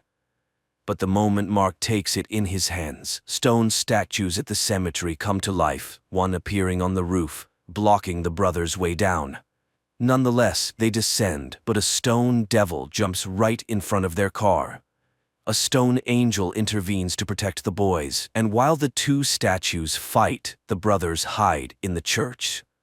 Waiting out the battle, Mark falls asleep, and in the morning, doesn't find Thomas next to him, but the hood of his car is covered in stone debris. Mark thanks the angel for help and drives to look for his brother.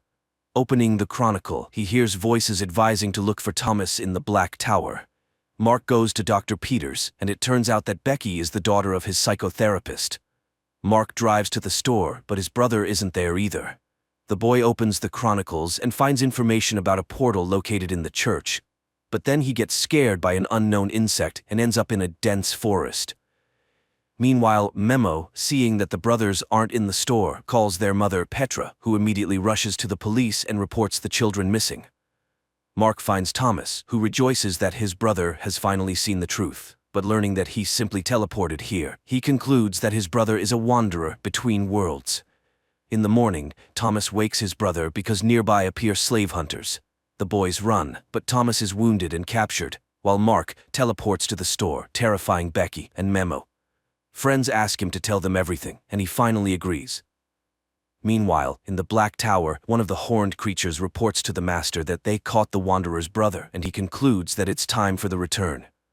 Friends predictably don't believe Mark, and he leads them to the church, but there's no attic above.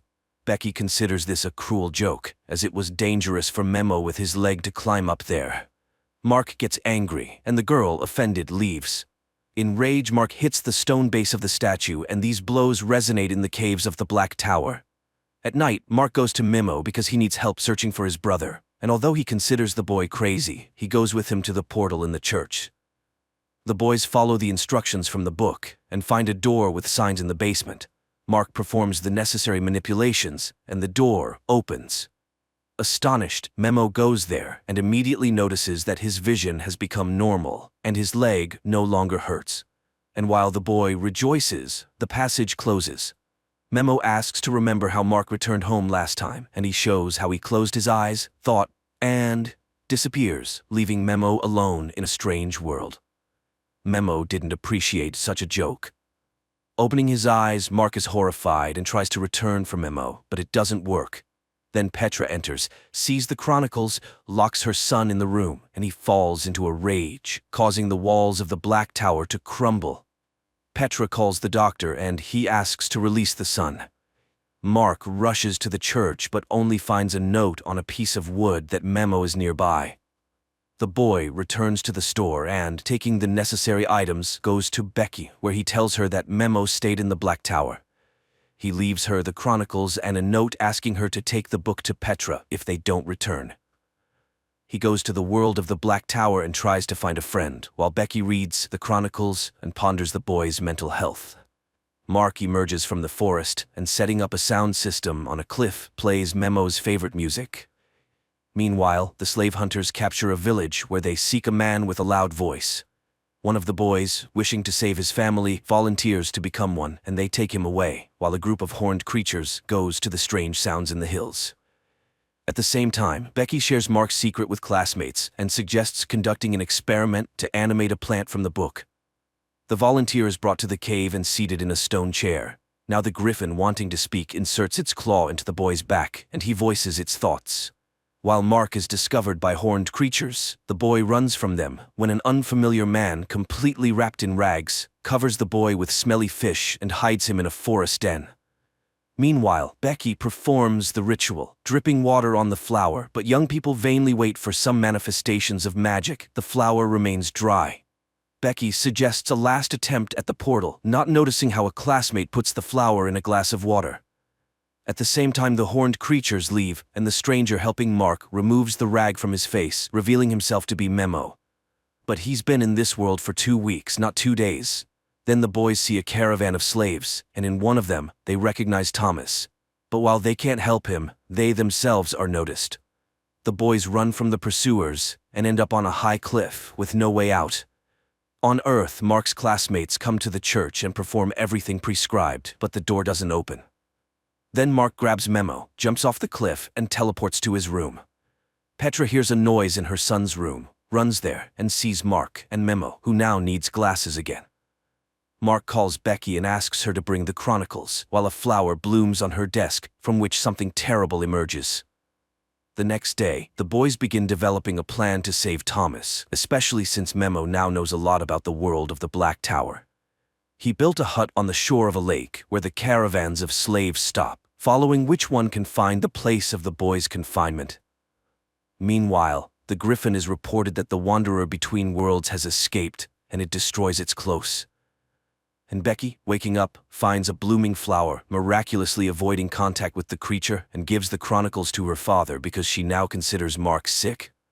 In school, she tells the boy about this, and he experiences another fit of rage. Becky's father, having read the chronicles, goes to Petra and admits that he underestimated her son's illness. The woman decides to hospitalize Mark despite the doctor's protests. Later, the woman detains her son near the house when an ambulance arrives, and paramedics grab the boy, but he resists and runs across the roof to the church, where Memo has long been waiting, but the paramedics come there too. The boys fend them off when suddenly a hooded man comes and scatters the medics, beating one to death. The boys run to the door, while Petra waiting outside sees a blue-eyed Mark coming out of the church. At that time, Memo leads his friend to his hut by the lake.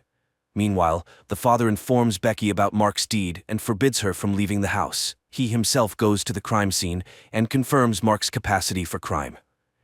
Becky enters her room, turns on music, and lies down on the floor. At the same time, a downpour suddenly starts in the Black Tower, and the alarmed Memo shows the scorpions hatching from the flowers upon contact with water. The boys run away. On Earth, Becky is attacked by a similar scorpion that enters her mouth. She manages to pull it out with tongs and destroy it by sprinkling salt. The boys also manage to escape by climbing onto a rock. Morning comes, the scorpions dry out right before their eyes, and Becky rushes to look for the chronicles because she now believes the boy. She takes the book and hurries to Petra. At the same time, the boys reach a lake in the mountains. On Earth, Becky's father comes home, takes off his bloodied clothes and burns them in the yard because it was he who was in Mark's guise in the church and killed the medic.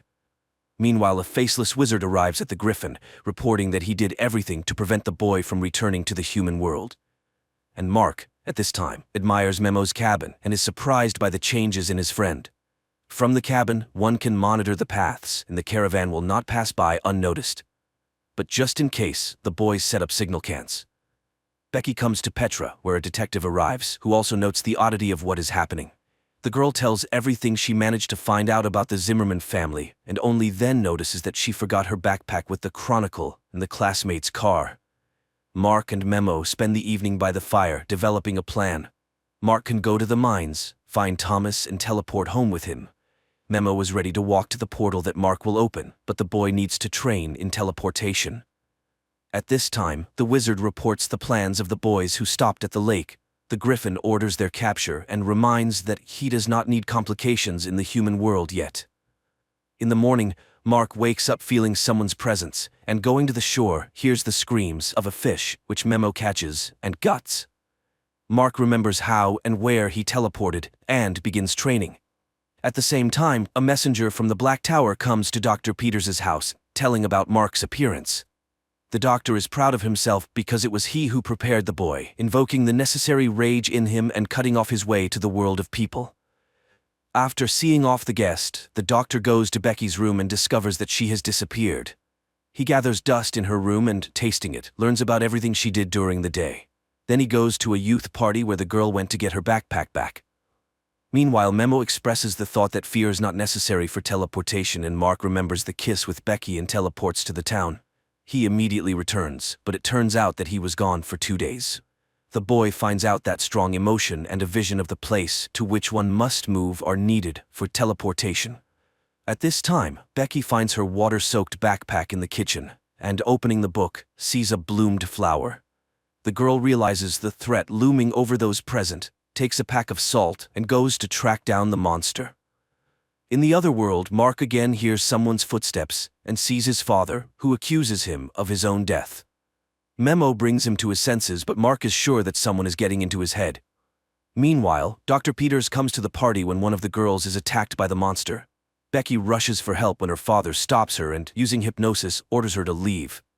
Petra and the detective sitting in the hall suddenly see young people flying out of the crowd, then screams are heard, and everyone runs away.